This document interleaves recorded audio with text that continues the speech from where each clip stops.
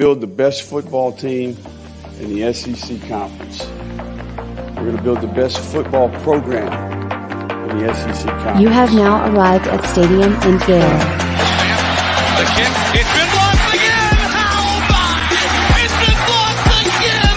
It's going to heat one deep down the field. It's going to be to the goal line. It's going to be gone! It's a touchdown! And the Gators have won the game! Tyree Cleveland! How about it? I can't believe what I just saw! Dropping back to throw. Thompson fires the ball over the middle. It's Dory! It's Dory! Got a touchdown!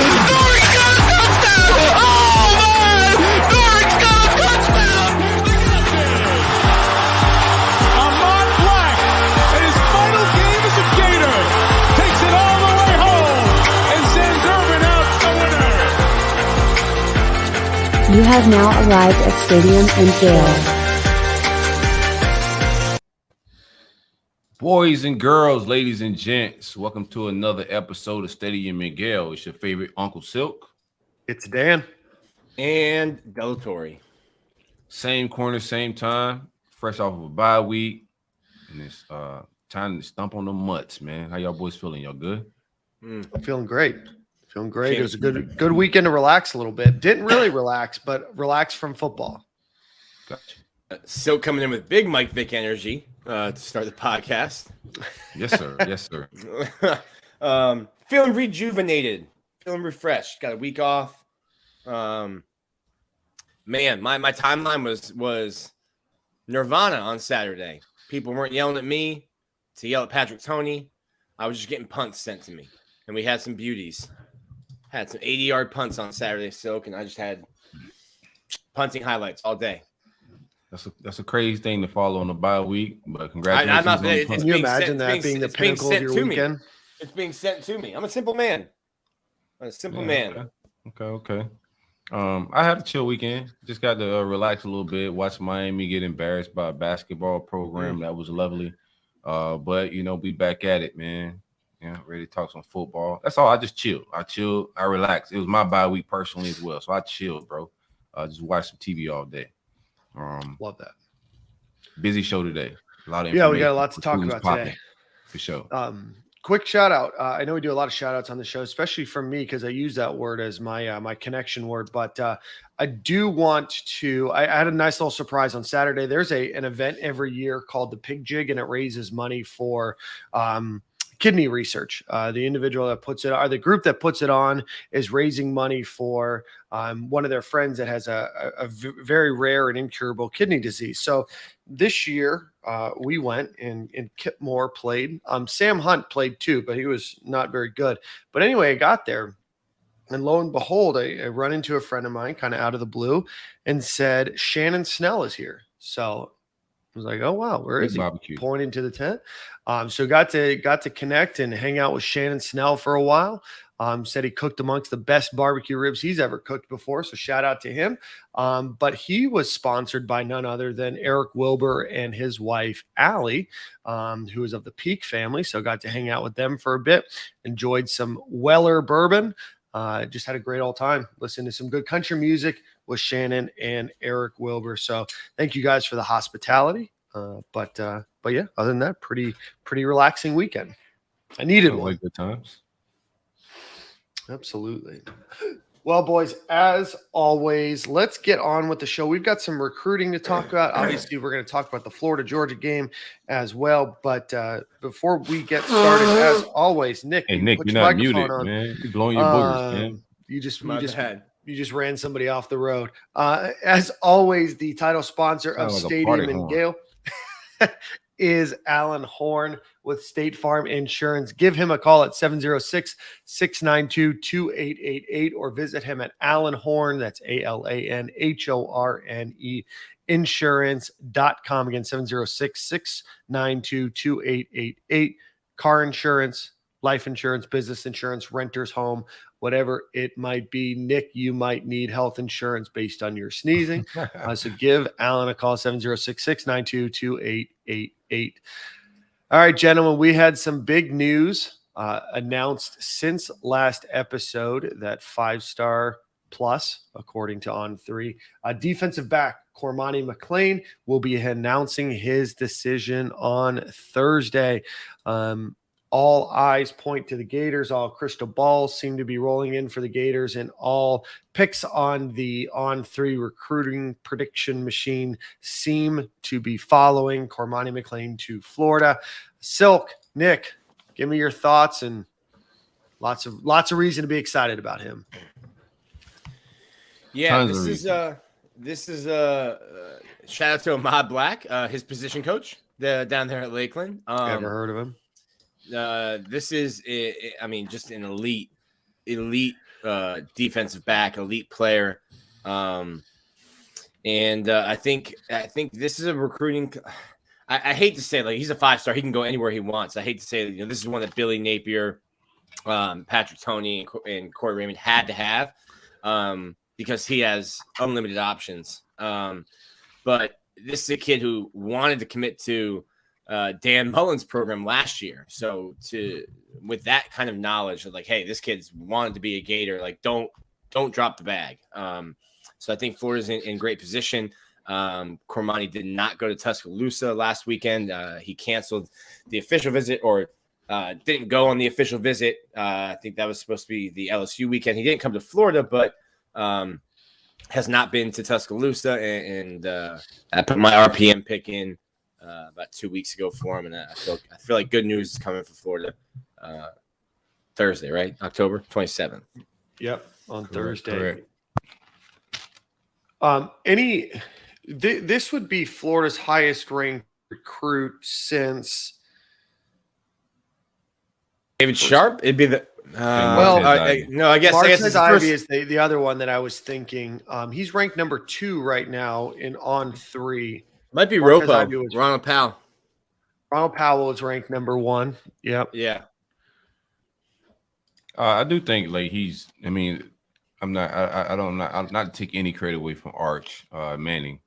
He's a whatever they got him ranked. I respect the system of however they rank these players, but I think Cormani's a better overall and more of a for sure shot to make the NFL than Arch is. They both will make it, but I just think if I had to pick a number player, definitely be Cormani McClain. You see his highlights we got on the video right here. 6'2" guy, 6'4" wingspan, 165 pounds. But don't let the size fool you, man. He'll come up and lay the helmets. Not afraid of contact. Similar build to Kyrie Elam. Kyrie was a little bit thicker paws, but similar frame as Kyrie Elam. Had 9 interceptions his sophomore year, 10 his junior year. Just a ball hawk when the ball's in the air. Just a good get if we get this guy. We'll see what happens on Thursday. But Corey Raymond with the secondary, with Jakeem Jackson, Dijon Johnson, and the rest of that secondary is an elite haul so far. I mean, them people down in the bayou say Corey was washed. Then lost their mind. Must be 2 Corys. And there's at least 2 because I'm a Corey. So they might have been talking about me. I mean, this defensive back class is just wow with Dijon Johnson, Jakeem Jackson. I still think he holds on in the class. I know his brother transferred to Kentucky, and there's been some smoke there about a potential flip, but I think he sticks. And I think he's probably an underrated player. I mean, we have him as a 4-star, but someone who I don't think gets talked about a ton. Jordan Castile at safety, Sharif Denson, Aaron Gates. Like, this is a loaded secondary class. Yeah, and Bryce Thornton. Yep. Yeah, Sharif Denson shut down Jaron Hamilton this past week. I don't think he had much of anything, man. Jaron Hamilton's having a really good season. I think highly of him at wide receiver, but Sharif Denson is the real deal as well, man. Mm-hmm. And I think Cormani McClain is your best defensive back. He is ranked as the number 2 overall player in the On3 consensus, number 1 quarterback in the country, and number 1 player in Florida. On3, and Nick, you have to answer to them, has him ranked as the 18th best player in the country, still the number 1 DB, but he has seemingly dropped from on three throughout the last couple of weeks. ESPN has him ranked, or last few months, ESPN has him ranked as the number 4 player in the country, 247 as the number 4 player, and Rivals as the number 3 player, all with him ranked as not only the best cornerback in the country, but the best player in the state of Florida as well. Would be a huge get for the Gators. Like we were talking about, the biggest commitment to Florida from a 5-star since Martez Ivy and Ronald Powell, both who were highly regarded 5 stars, and Ronald Powell being the number 1 player in the country. I think Martez Ivy at one point was ranked as the number 1 player in the country. I don't believe he finished that way, but the internet will tell me that I am wrong. They enjoy doing that. They do enjoy doing that, and that's okay. I appreciate being fact checked. Let's see here. On top of that news, I believe it was on Saturday. Desmond Ricks, IMG cornerback, 6'1", 170-pound cornerback, announced that he was going to be flipping from the class of 2024 to the class of 2023.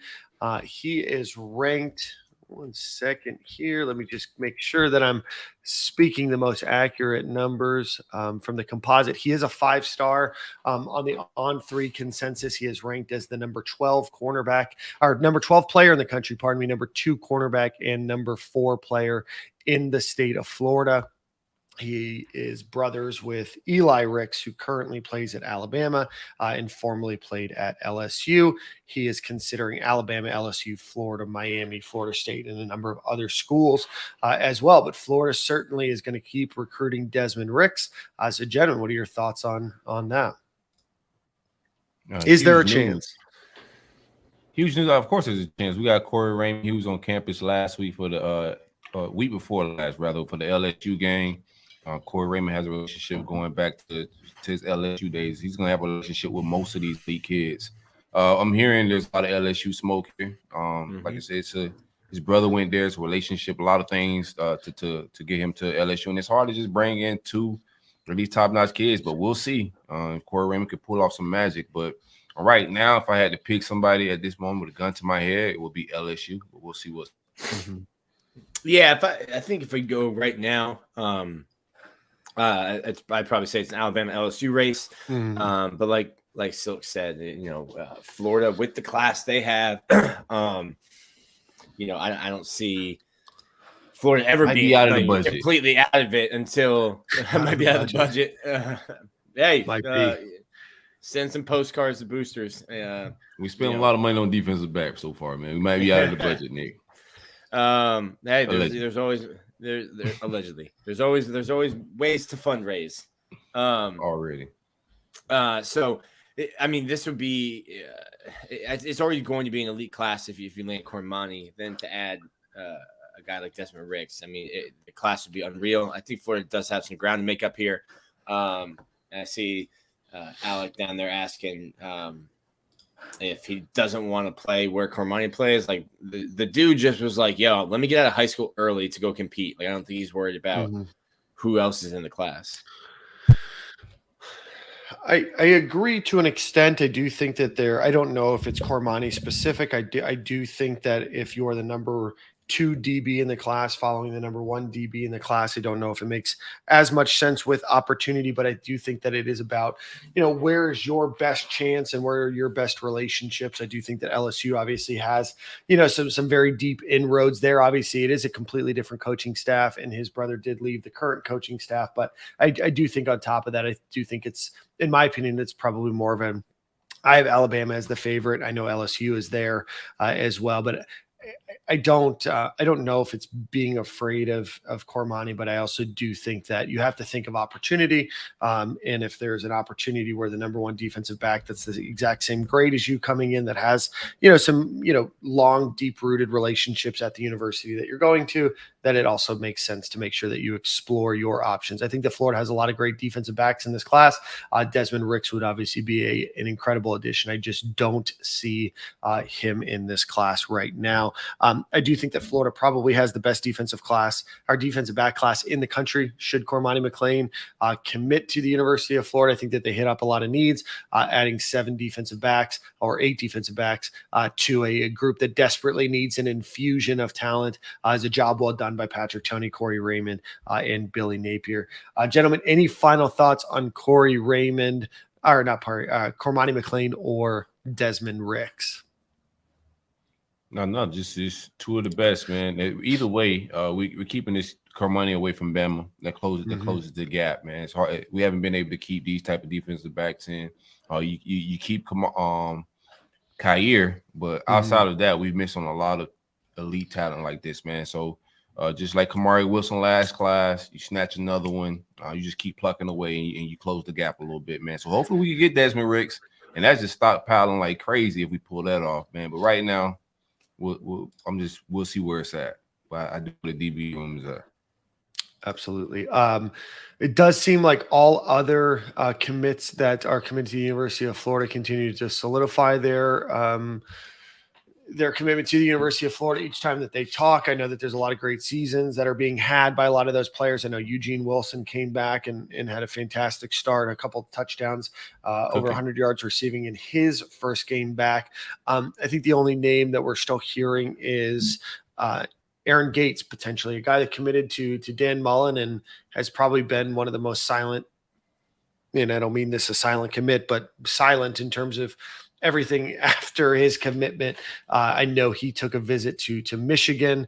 I know that there's some smoke out there that he is also potentially, strongly considering Michigan, but for all intents and purposes, it does seem that the rest of this class is pretty locked in. Nice.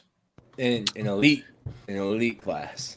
Yeah, right now the Gators are ranked number 9 in the country on 3. I would imagine if Cormani McClain does commit, they will jump up at least past Clemson, who's number 8. And I don't know how they 100% factor everything in, but there is a good chance that they could pass Texas and Oklahoma and end somewhere in the 6-ish range by Thursday. It's wild. Like you're talking about like getting up to 6. You'd still be 4th in the SEC. Yeah, that's fine, dude. Once you get to that number, the numbers are just the classes. Yeah. You're just splitting hairs at that point. But number 6 class with still some big pieces in play is a very good situation to be in. I mean, everybody over the summer was crying that we couldn't get nobody, and maybe the SEC was too much for all Philly and the other staffers. But where we at with number 6, I would like to see the class improve with some offensive line recruiting. Defensive line, we got some pieces on the way, but offensive line recruiting, I think, needs to improve a little bit this class. But outside of that, I'm not mad at it. Yeah, I think this would be the Gators' best finish in recruiting. Again, the internet can correct me, but doing a bit of a perfunctory look here, it does seem like 2013 was the last time that the Gators were ranked that high, and that was the number 3 overall class under Will Muschamp. But if you do look at everything, average rating and everything else, Florida will be right about there, if not slightly higher when it's all said and done. So overall, good class so far. Got to keep the pieces in place, but obviously a ton of opportunity to make a move this between now and the end of December. That should about wrap up recruiting, unless you guys have any other additional thoughts there. No, I think Caden McDonald, defensive tackle out of Georgia, is deciding October 31st. That's another big decision on the way. Outside of that, man, I think the last opportunity for some visits before we get into early signing day visit season is South Carolina game. There are a few guys lining up some visits for that game. We can update them when that game pulls up. But that's the last opportunity to get some players on campus. Yeah, Caden McDonald, who Corey's talking about, is ranked 297 on the On3 consensus, the number 40 defensive lineman. Huge need. number 27 overall in the state of Georgia, 6'2", 325 pounds, from North Gwinnett in Suwanee, Georgia.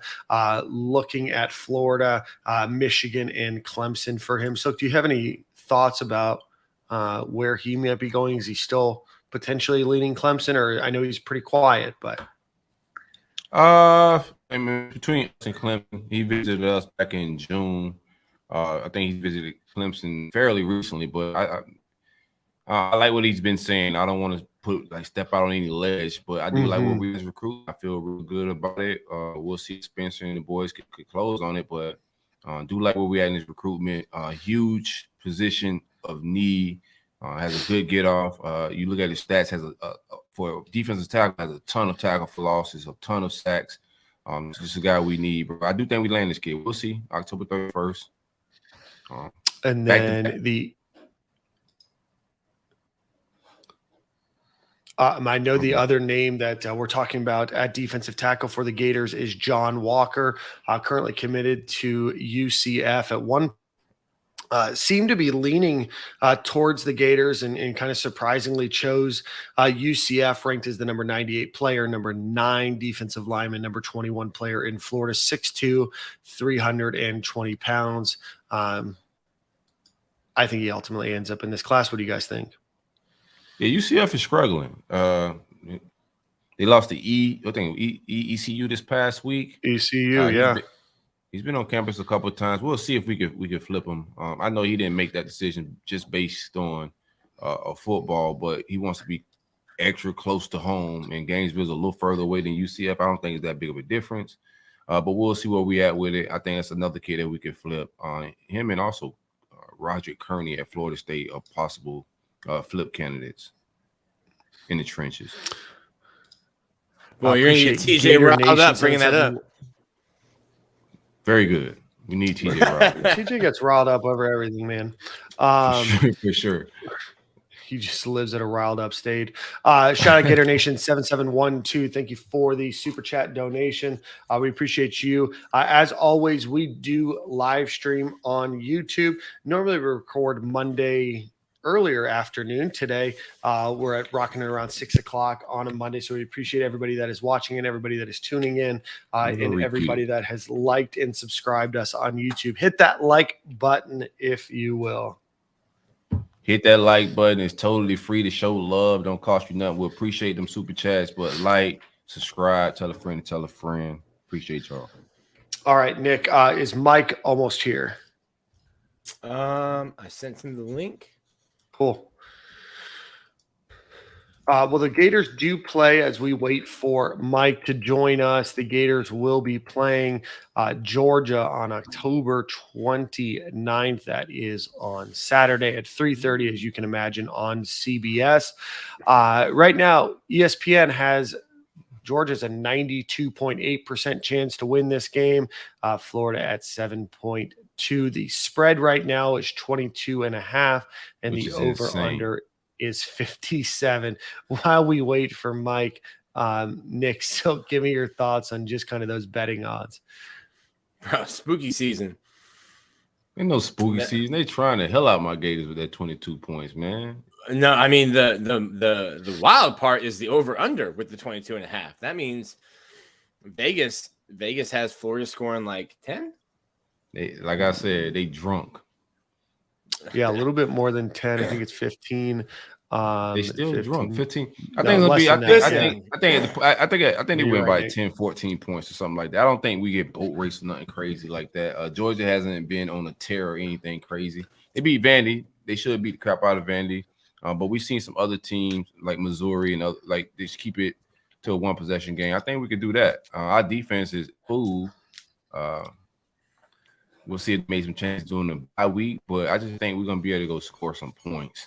Will we be able to stop them? That's a different story, but we're gonna get some points. And I don't see us losing by 21 points. We'll see what's up though. Yeah, that they don't build palaces out in the desert for being wrong very often. They've been wrong by Miami 6 weeks in a row. About Miami? I think Georgia's been terrible versus the spread. I think their record versus spread is under 500 for sure. We gotta look that up. Let me look that up I'm telling for you. Bro, they've other than they had a weird game against Kent State. Yeah, a they close are game against 4-3 Missouri. against the spread this year. Yeah, but like, what was the Kent State spread? Like 50? Kent State was was at 45. I mean, that's a ridiculous spread. No, but it's the Mizzou games like that cost them. Mizzou not like game, Kent State. yeah, Mizzou, they were 30.5 point favorites. Auburn, That they was were 27.5 and covered.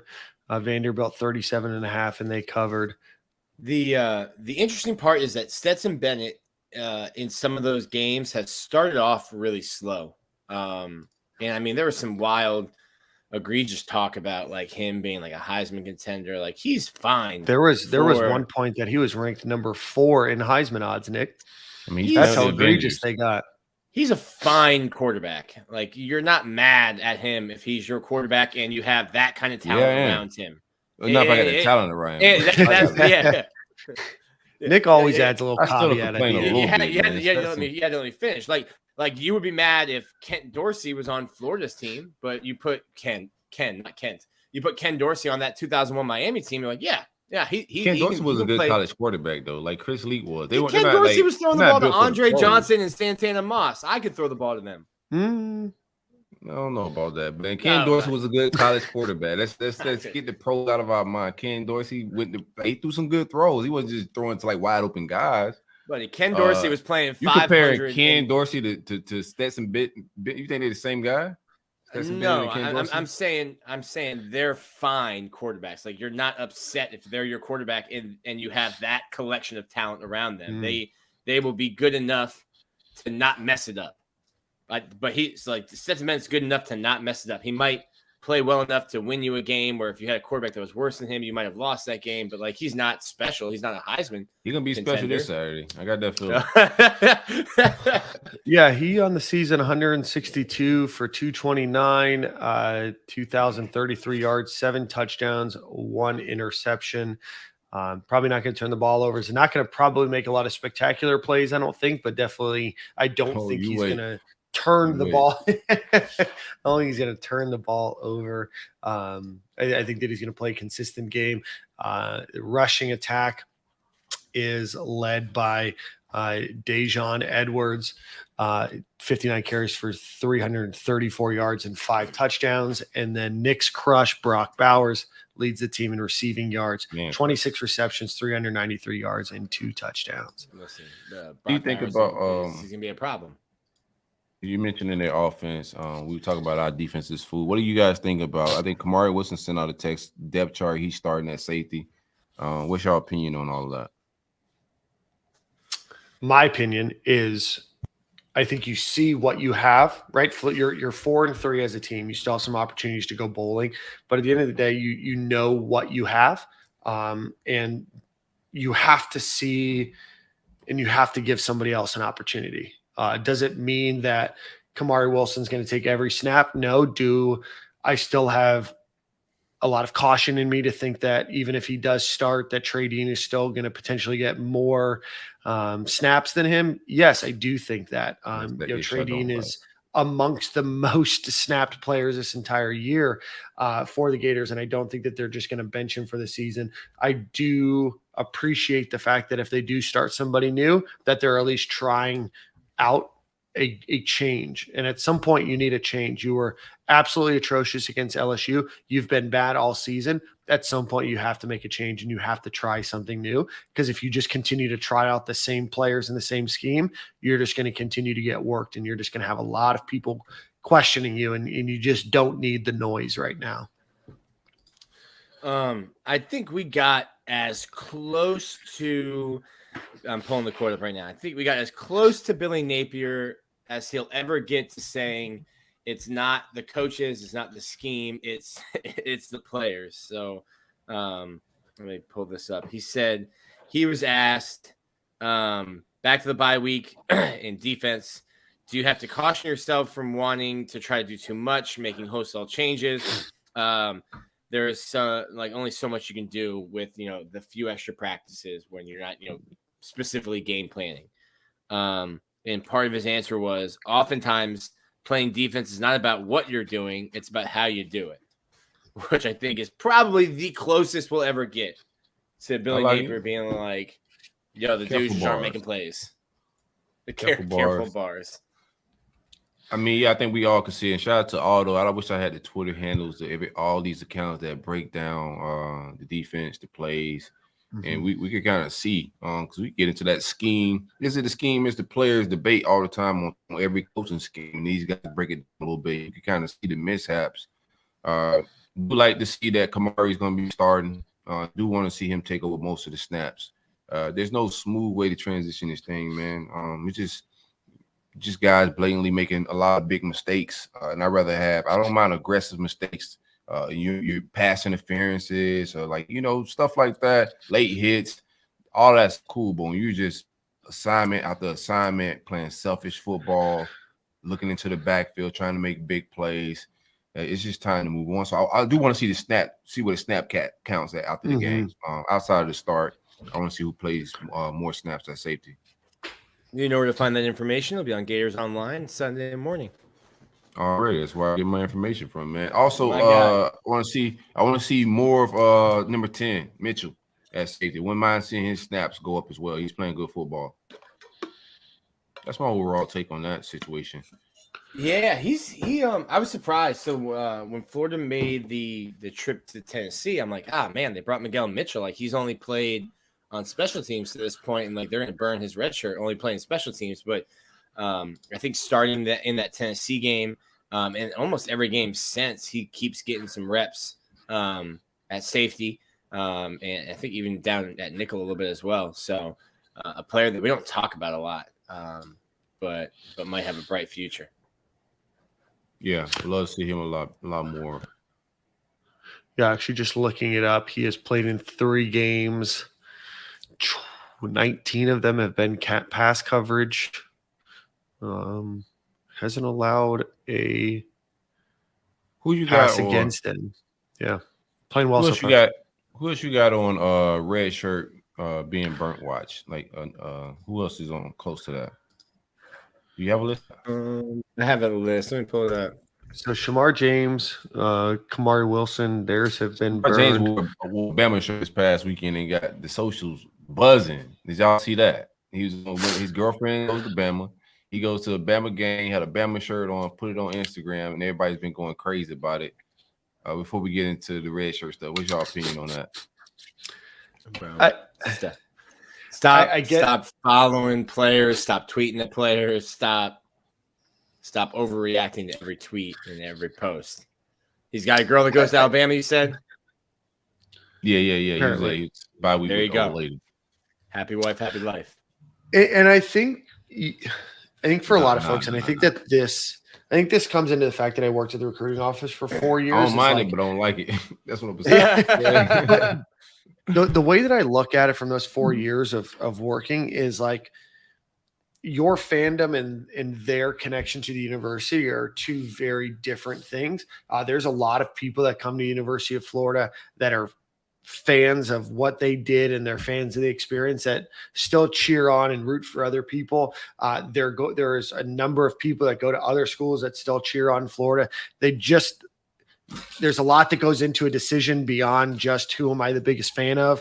So even if he was wearing a polo, even if it's, because of a goal and everything else, you really have to stop equating, players with being the fan that you are, because they may not be, right? Doesn't mean that there's not, but you also have to remember that they come from different backgrounds. They come from a place where maybe they did cheer for a school their entire lives, and to just give that up, by going to a game, because of a business decision can be a little silly, right? So I'll give you one piece of advice: stop following kids on social media and overreacting to what they do. Yes, following and all that stuff, but he knew that he was gonna get a reaction. It was a little trolling on his behalf as well. He had to know, as a Florida Gator football player, if he posts a Bama polo, so he did that. I think, in my opinion, he just needs to just chill a little bit with that, bro. Like I think that was on purpose a little bit, but nonetheless, I could care less. He's looking very good as a freshman. Hope he continues to get better, to get the brick outside, and I don't really care about his Instagram, but I do think he knew what he was doing when he did it. Probably hurt. Yeah, I mean, I didn't see it. Rob's feelings. What happened? Probably hurt C-Rob's feelings. That's his guy. C-Rob obviously wearing the other state school's logo. Probably got a text from C-Rob, who was also on the bye week. Probably a different bye week than his last. Probably a long bye week. Well, I think he was actually working on his bye week. Didn't have strict orders from his head coach to go to Aruba. Speaking of C-Rob and Robs, shout out to Corey Raymond for shoving T-Rob in a locker this week. There's like screenshots of like conversations with T-Rob, like hidden group chats, man. Like, Twitter's a wild place. You know that? Twitter is a wild place. Nothing is sacred on Twitter. Who else do we have burning red shirts back? So Shamar James, Shamar James has burnt his. Kamari Wilson burnt his. Trevor Etienne burnt his. Devin Moore, Chris McClellan, and Miguel Mitchell. Freshmen that could still redshirt, or freshmen that will redshirt. Arlis Boardingham, Jamari Lyons, I think he's at 2 or 3 games now, so he might not. David Connor obviously had the injury. Jack Pyburns burned his red shirt. Has he? Jack be lit on special teams, bro. Watch Jack on every special team, man. This shit. Yeah, Jack's played in more than 4 games now. I need to update my list. Caleb Douglas, I think, has only played in 1. Max Brown's redshirting. Trey Smack is going to burn his red shirt. He's not at 4 yet, but he will be now that he's handling kickoff duties. Andrew he's in red shirt.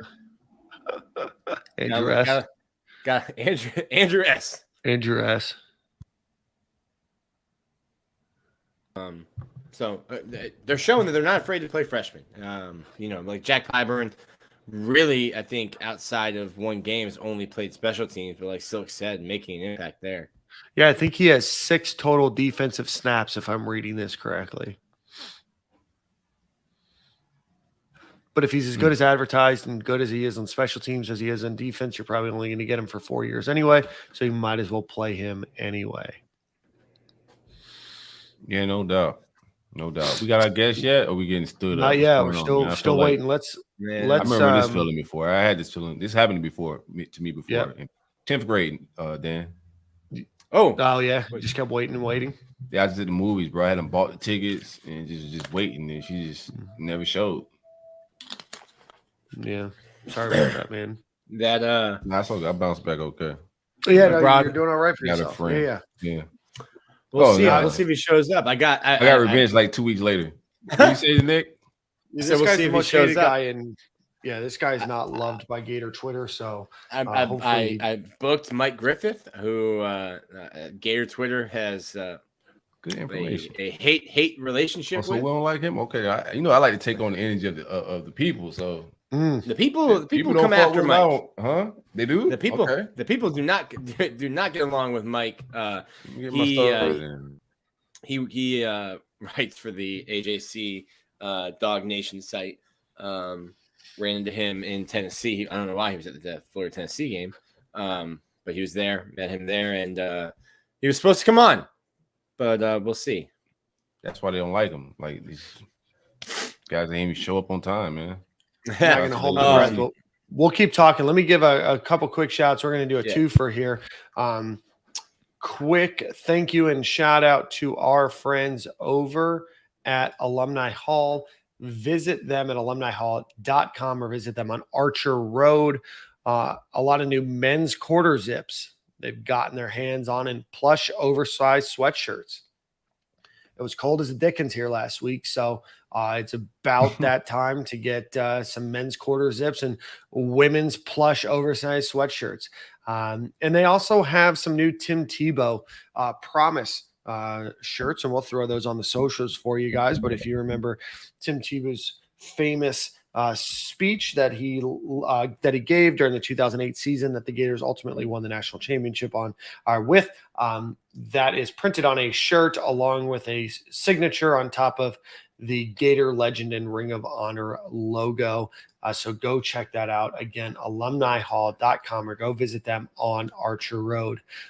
Should they not satiate what you're looking for from a apparel perspective, go visit our friends at Alumni Hall. Vintage designs, all for home field apparel. Use promo code Stadium and Gale, get 15% off of your order when you check out. About 17 different items there. So it's about to be the holiday season. So go check out Alumni Hall and go check out homefieldapparel.com. Use promo code Stadium and Gale and be on the lookout for an Alumni Hall gift or discount here soon for your gifting season. So again, Alumni Hall and Home Field Apparel. All right, gentlemen, go ahead. One other thing, the Florida and Georgia don't agree on much, but they released that joint statement today about the future of the game in Jacksonville. I'll read it real quick. The annual game between our two universities is an important tradition. At this time, both programs are focused on our current seasons. Typically, both schools begin conversations regarding future games in the series as the last contracted game nears, which it is nearing now. We anticipate following that timeline. When those discussions take place, we'll consider a multitude of factors, including tradition, finances, future SEC scheduling models with the addition of Texas and Oklahoma, and what's best for both schools. Florida and Georgia are contracted through the city of Jacksonville to play the game there through 2023. Mm-hmm. There's options to extend that in 2024 and 2025. It will be interesting, though, once you go to a new model and you go to, let's say, pods or you add a ninth game, does the game get moved out of Jacksonville? Florida's about to pour hundreds of millions of dollars into a stadium renovation, which will probably decrease the overall capacity, increase ticket prices while decreasing capacity. Would Florida then want to get, a Georgia game at home? Kirby Smart has been a loud proponent of moving the game out of Jacksonville, Dan's favorite city in the country. Yeah, I'd feel bad if Jacksonville lost the game. It's the most exciting thing that happens every year. So, okay, there it is. But Florida and Georgia get paid handsomely. This year they get the schools split the ticket revenue, and they're guaranteed at least $1.25 million in this year and next year. And if the option is picked up, that moves up to $1.5 million. And they're allowing recruiting now, right? First time. So naturally, the first time they allow it is when Georgia's the home team. So Georgia will be leaving tickets and can host recruits this weekend. Not official, obviously not official visits, but it does have to be on the unofficial capacity, right? Yes. So they can provide tickets, but they can't provide, lodging or transportation. And Florida is not allowed to as the away team. Negative. Wink, wink. Florida will be allowed to. I don't send any recruits to that game this year, though. This is the perfect year to let Georgia do that, man. Yeah, the weather will be too nice on Saturday for them to go just sit and bake and watch football game, right? And just go enjoy the weather. Nothing on TV, nothing to worry about. How many can you get on the boat, man? I still want to see this barometer, bro. I'm not gonna come in like depressed or sad. I want to see where we at. Like what's the measuring stick? This is the measuring stick of catching up. Even though we don't lost, but I want to see where we at. Like if we're improving, you know what I'm saying? Like how better has this team got? If we're gonna play a good football game, I think we all feel good about going into the rest of the season. But if we come out, it's an abysmal shit show, then we all gonna be like looking for that moment in the season where we see some progress. So. Win, lose, or draw, I do want to see these guys progress. I want to see us not make turnovers. We'll talk more about the matchup in the game and all that when we get I got Mike on, but I want to see some progress off of a bye week. I want to see this staff off of a bye week, the game plan, like that middle eight we've been struggling with, all that. I want to see improvement. Yeah, I think that's, and let's get into it. I'm not sure if Mike's going to join or not, but let's get a little bit into that. I think that Florida, obviously against Georgia, the number one team in the country, it is challenging. But Florida has yet to put together a very strong defensive and offensive performance together. They have shown flashes against, LSU and, against, Tennessee and, against Utah, where they could put it all together and really did well against some good talent. On the flip, they've also been atrocious at times in both offense and defense. So they really need to stick to a good solid game plan, which includes, AR running the ball and not being afraid. I think you saw that against LSU where, when the play broke down, he was willing to make, some big runs and obviously had that huge long touchdown.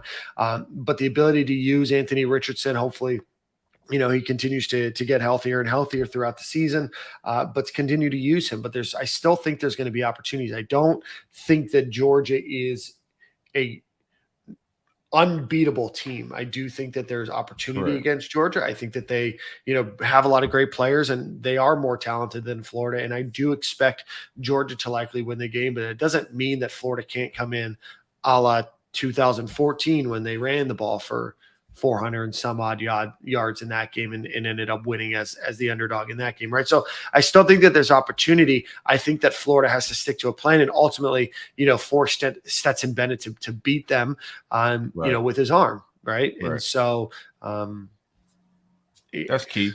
Yeah. I mean, you have to pick your poison. I don't think it's very hard for him to beat us with his arm, from what I've seen. But you gotta just make them pick their poison. Load the box. If we can stop the run and force him to be, that's the route to win. I ain't gonna say it's gonna work. We may make them one dimensional and they go crazy. And shout out to Jaden Daniels, who came back with another good performance this past week. So it wasn't just us, even though he looked all out of whack. But you guys just try to make them one dimensional of some sort, and also try to possess the ball. I think we need to run the ball more, like you said. Try to control the clock to keep our defense off the field a little bit. And they have a knack of fumbling the ball if you poke at it a little bit. If you've been watching Georgia this year, so hopefully we can get some turnovers as well because we're gonna need it. Yeah, I think that Florida really has to make sure that they don't beat themselves this game. You have to make sure that you don't turn the ball over. They've done a better job over the last few games of not doing that. You have to make sure that you force Georgia to beat you and you don't beat yourself. The second you start throwing, interceptions or putting the ball in position to be intercepted or fumbled, or start running out of desperation, or not holding onto the ball well, playing sound fundamentally, that's when you potentially get, this game can get out of control. I think if Florida plays their game and they're able to, move the ball in offense the way that they have the last couple of games, I do think that there's a chance that Florida can, stay close in the game. And then at that point, that's all you can really ask for is to stay close and hope some things fall, in your favor. I don't think that Florida is going to go out and I don't see a scenario in which Florida could just go out and mollywop this team. But I do see a way that this game could, stay marginally close. And, if a couple things fall Florida's way, that it could end up on the side of the Gators. But I put those chances pretty slim. The vices would be heavy and high. I got them prepped. If the vices would be heavy and high if you thought that Florida was going to walk into TIAA Bank Field and mollywop Georgia. You might be on Molly if you think that's happening. I don't think that's what that does to you, Nick, but I don't know. I wouldn't know, Dan. I wouldn't know, Nick. Sure seems like you have some information there, Daniel. Anyway, so no, I think this all comes to 100%, Florida playing a good sound game where they don't turn the ball over and limit big plays, right? Which is a lot to say right now, but that's where I'm sticking my that's where I'm planting my flag, Nick. I like that we coming in with underdog energy. We came in with underdog energy for Utah. AR put up a very good game. We came in with underdog energy for Tennessee. We lost, but AR had a very good game. I like when we come in with this underdog energy. I expect a big game out of AR. I just need him to take care of that football. You know what I'm saying? I just want to see some maturity out of him. But if he goes stupid and he escaped the pocket and live up to his true potential with his legs, man, we can upset some shit, man. But I'm not. That it's gonna take a big game out of him. And us finding some stops on defense. That's the thing with AR, and it's why I feel like I'm taking crazy pills. I stopped doing halftime. I thought you said you didn't take those, Nick. Crazy pills. I thought every halftime it's it can't get worse. Put Jalen Kitten in. I'm like, dude, Anthony Richardson. Anytime he has the ball, he stiff-armed the guy that was behind him against LSU on an 81-yard touchdown run. Anytime he's on the field, he has the potential to take over a game. He's still young. He's still developing. He's not there as a passer. Things that we said in the spring, in the summer, in fall camp, When he misses passes, he misses high. That's led to interceptions. Like, this isn't new stuff. It was just me being negative in the spring until it happens in the fall. But he has the possibility to take over any game that he's in.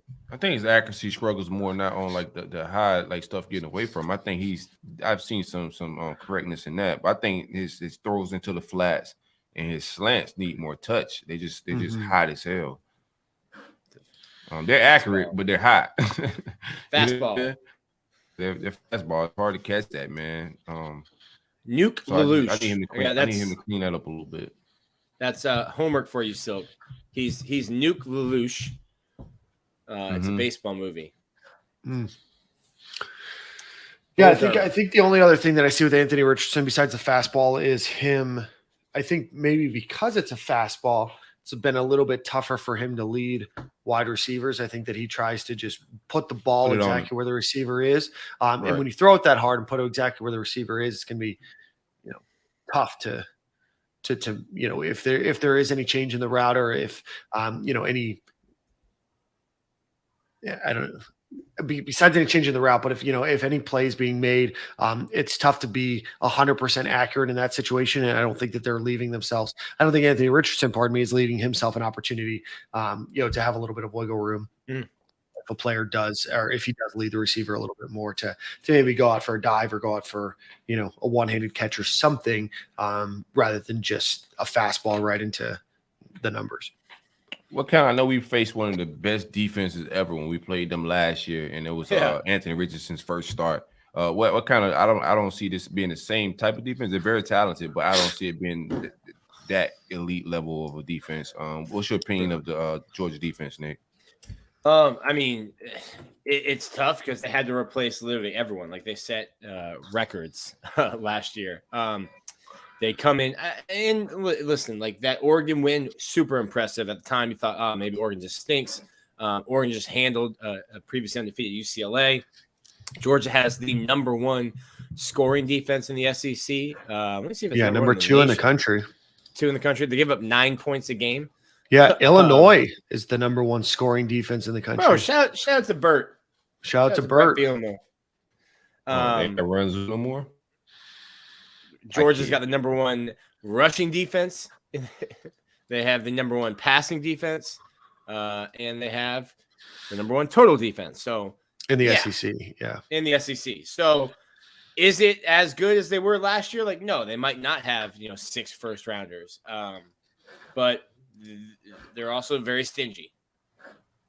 No, they're pretty good. I mean, I don't think that they have the name recognition. I do think that they're very good. I think that Florida has a very good offense too when it is clicking, right? When Anthony Richardson can pass the ball, I think that Florida's offense moves really well. I think that Montrell Johnson and Trevor Etienne, Lorenzo Lingard, I think that all have the opportunity to make decent sized runs. I would not be surprised if Florida does have the most number of rushing yards that Georgia's allowed this year. I do think that Florida is very good offensively rushing the ball. However, if Anthony Richardson's not able to move the ball with both his legs and his arm, right, I do think that Florida at that point is zero dimensional, because I do think that Georgia will just stack the box and we've seen what happens if Anthony Richardson is uncomfortable, lacks confidence, going, especially on the sideline, what that can mean for his performance,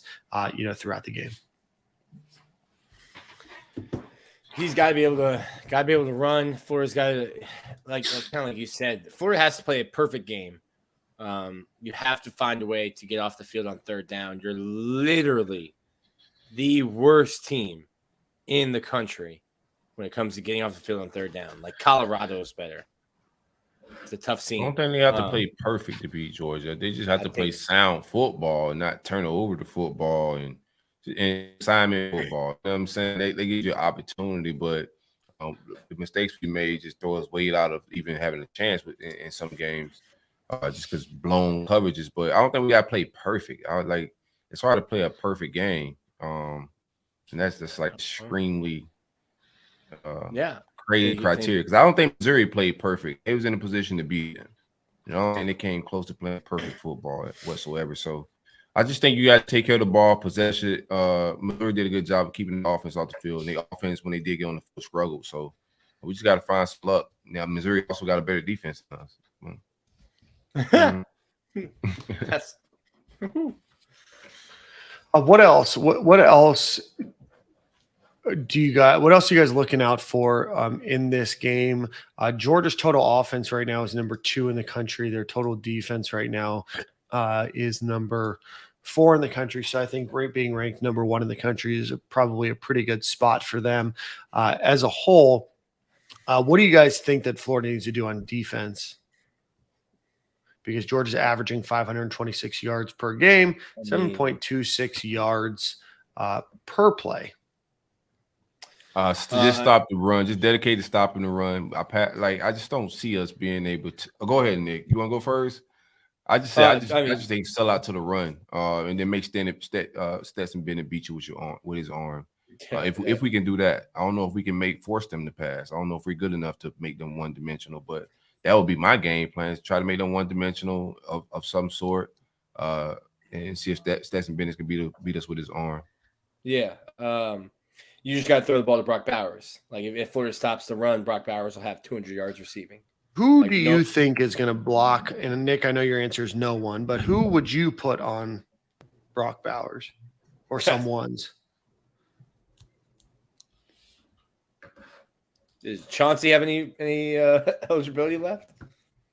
There ain't nobody in our secondary to guard this guy. So, like, what we gonna do? Look at the roster and say what? If I just put a guy on him, oh man. Hey, just pick a name, because it's not gonna happen. So we're gonna be wrong. So just throw a name out there. No, I'm not gonna throw a name out there because then I'm gonna get criticized for whatever name. Oh, he thinks this person can guard Brock Bowers. No, I don't. I can just see it on the internet. Out there. Famous Gator podcaster names blank should block Brock Bowers. I'm gonna lie next year. If Brock Bowers is somehow like whatever, I'm gonna lie next year. I got some. I'm gonna be off of barbecue chicken alert next year. Shout out to Corey Raymond. I mean, Georgia. It's kind of like Brent Keithy. You know, when I said that leading into the Utah game, like, he's a problem. Like, as much as I love Ventrell Miller, and as good as a player as he is, Amari Burney's played better than people will give him credit for this year. Those guys aren't covering a player like Brent Keithy or Brock Bowers. Like, I think both of those guys you name are better run stuffers than yes. Pass coverages. Yeah, they're not like so to me, that's a huge issue. I think Brock Bowers will have a huge game Saturday. It's a huge mismatch for Florida. Maybe a Shamar James is someone who, like, next year or in 2 years, I mean, Bowers won't be there in 2 years. But in 2 years is a guy that could have that athleticism to cover him. But I just don't know if you have anyone that can right now. And I don't think that I've seen what I've seen from Shamar in coverage. I don't think I would feel comfortable, putting him one-on-one. I don't think that Florida has a person. No. Right? I mean, I think you try to bracket him some type of way, but I don't think you try to cover him one-on-one. And then the other thing, too, with Georgia is, number one, third down offense.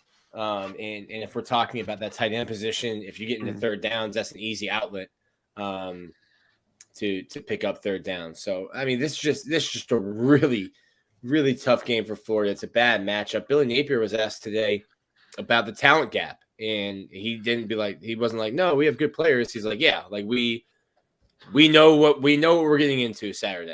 And he's like, we've got work to do. Yeah, no, I mean, I don't think that there's a lot more to talk about with this game. We'll see Saturday. Obviously, Georgia is very good. They've recruited very well. They, outside of the Missouri game, have looked looked very good, right? Obviously, that Missouri game, that Missouri defense, did a good job. And, if it wasn't for some, late game heroics, might have, ended up on the wrong side of that game. But they did pull that one out. Listen, anything can happen on Saturday. I've seen worse teams than Florida beat very good teams. I'm here to cheer my team on and root them on, and hope that over the next couple of years we don't have to talk this sullen and smart, man. downtrodden about it. Billy said, "Hey, Cormani, man, I'm gonna probably need you to like commit before this Georgia game, and we lose." So they know help is on the way, man. Because Brock Byers might go crazy on us, so they need to know that we got some people in the second, especially after the LSU game. But I do think all this lines up good.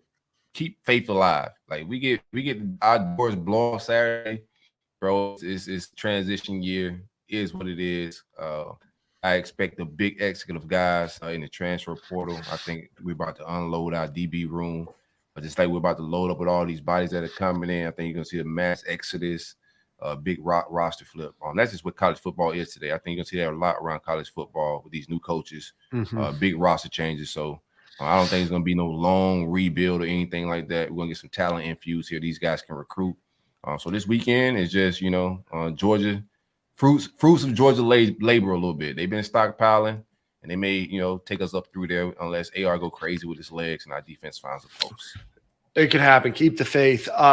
Let's do a little buy or sell segment, and then I do want to talk about the transfer of Josh Braun after that. I'm going to assume that Mike looked at our Twitter handles and saw that we have previously beefed before and decided that he had other things to do today. Let's do beef with that boy? Well, I mean, I think that he has just put out some egregious claims in the past. I don't really know. I just know his name. I'd have to find.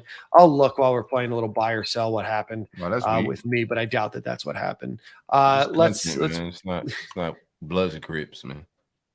Oh no, for sure. Let's see. I want to get a good buy or sell segment in here for this game, but before we do that, let's give a. Shout out to our friends over at Dome Hats. I know that Nick, you got yours. Silk, you got yours. Dome Hats out of Jacksonville, Florida. Two former UF football players started this company over a decade ago. Create great hats for you and your business, should that be the case. Or if you are a fan of Florida, and they also have some other programs on there that you're looking for some really cool hats, like maybe a Doring's got a touchdown hat, or a Cam got robbed hat, or a Quez Eichen Riedel hat, go check out domehats.com. Use promo code STADIUMGALE, all one word, for 15% off of your order. I wear them all the time. I've got a few from them. The Stadium Gale hats, if you have one of those, we're from Dome Hats. Great fitting, great quality, and a lot of great options for you. So again, domehats.com, promo code STADIUMGALE. They've got one that's on pre-order right now that I was trying to get. Just says Rex was robbed with the Heisman logo on it. We actually gave that out a couple of weeks ago. That's a good looking hat. I think my fiance confiscated. She was here last weekend. I think she confiscated that hat that Corey's wearing. The unicorn. I went looking for it today. We were almost matching hats today. I went looking for it. I think she took it back to Tampa with her. The hat's a hit, man. I get a lot of, hey, where'd you get that hat? Even people hit my DMs up and they see it on like the YouTube videos and whatnot, man. Dome Hats. Tell them, Stadium and Gale, that checkout. Save yourself some bread. Know the vibes. Nick, Mike tweeted just 8 minutes ago, so if you want to follow up one more time with him while I look to see what our beef was. All right, guys, buy or sell segment. Buy or are you doing a deep dive to see what kind of beef you and Mike have? I am. I don't think that's the reason he's not on, but I do want to find out what I tweeted, because he's tweeted some egregious thoughts in the past. It's Monday. Monday's a busy week for us beat writers. You always get the coach and players on a Monday, and you're previewing the game. But I'm here. Mike said he would be here. Yeah, Mike forgot. Ain't none of that's going on. Mike just it just completely slipped his mind. He's probably at Publix or something like that. Yeah, there's actually zero tweets between me and him. So wasn't me. See, you don't even see negative Dan. I probably just thought in my brain that he had some trash takes. Nick's rubbing off on you a little bit. Pause. Yo. Hey. I paused it quick. Good response. Let's see. Buy or sell segment of the show. Right now, the Gators' lowest rushing output of the season was 136 yards against Kentucky on 30 attempts. Buy or sell, the Gators will get more than 136 yards Yeah. rushing the ball. Already. Yeah. Write me down for yes. Georgia has Fine. allowed. You are jotted down for yes. Georgia has allowed more than 130 rushing yards once in the opening game. That was on 31 carries. Make it twice. Make it twice, Silk. Okay, Nick. Okay. You gave me some negative vibes at first, boy. Hey! You turned the corner a little bit there. Georgia has only allowed 137 yards over the last 2 games combined. Nice. Sign me up for the Gators to get more than 137 yards. Sign me up for the Gators to get more than 160 yards. More than 169 yards rushing. All right, now you're just trying to like show it. off. I Now like you're just it. trying to show off. I gotta jot it down for like $1.75 or something like that, Nick. Yeah. Okay, I'm gonna go with like 131. Well, then You that's go. not You more gotta than do it. 131, which I'm puts give you you in a bit credit, of a though. predicament. We're buying. We're buying more than 131 by saying that they're going to get 131 yards. Make .1. it make sense, internet. Okay, 131.1. Point one. I like that. I like that. Nick. That's You like saved- that's like when it's like first and goal from the 1, but it's like really the 6-inch line. That's Right. those 6 inches matter. Pause. Yeah. Depends on if it's a guy or a girl measuring. All right, guys. Kickoff return. Gators have gotten a bit stronger on kickoff return, at least against LSU. Had a decent return against Eastern Washington, had 0 against Missouri. But with that in mind, Florida started off very, very poorly to begin the year. Buy or sell, the Gators will average the ball on, let's just say, more than 25 yards per kick return. What? More than 25 yards per kick return is an average. Yeah. like We're gonna it. sell that. What are you talking about? You mean like their Right. average starting field position is past the 25 because you get 25 for Sure, Right. let's do that. No, well, yeah, let's do that. That's because fine. if you're saying like the that's kick return fine. average is 25, like absolutely not even close. The Gators did it against LSU. Okay, LSU Got has the 18 worst back there special now. teams. Move LSU has the free. worst special teams in the SEC. That's true too. It's a great point. Literally the worst in the SEC. Yeah, Trevor Etienne is averaging 25.67 yards per return. So I don't think it's an egregious thought to We can think make that it he that. could average his average. Internet can tell me I'm wrong or not, but Nick obviously was super offended. Hey, Nick sells we can either make way. it that. We can make Nick it that. sells Yeah. either way. I like that. sell. I feel like we're big. I don't trust our special teams still. I'm gonna sell it, man. The game changers, I'm gonna sell it. I want to close good this season. I'm gonna sell it. We'll see. I like 7 back there returning kicks. Do not like 3 back there. It's nothing personal. 7 just know what he doing when he touched the football, man. He gets busy. Mm-hmm. Wouldn't mind saying 21 back there. I don't know if he could catch it, but he can. He looks explosive, bruh. I don't know what he's been doing. He should be getting the ball more.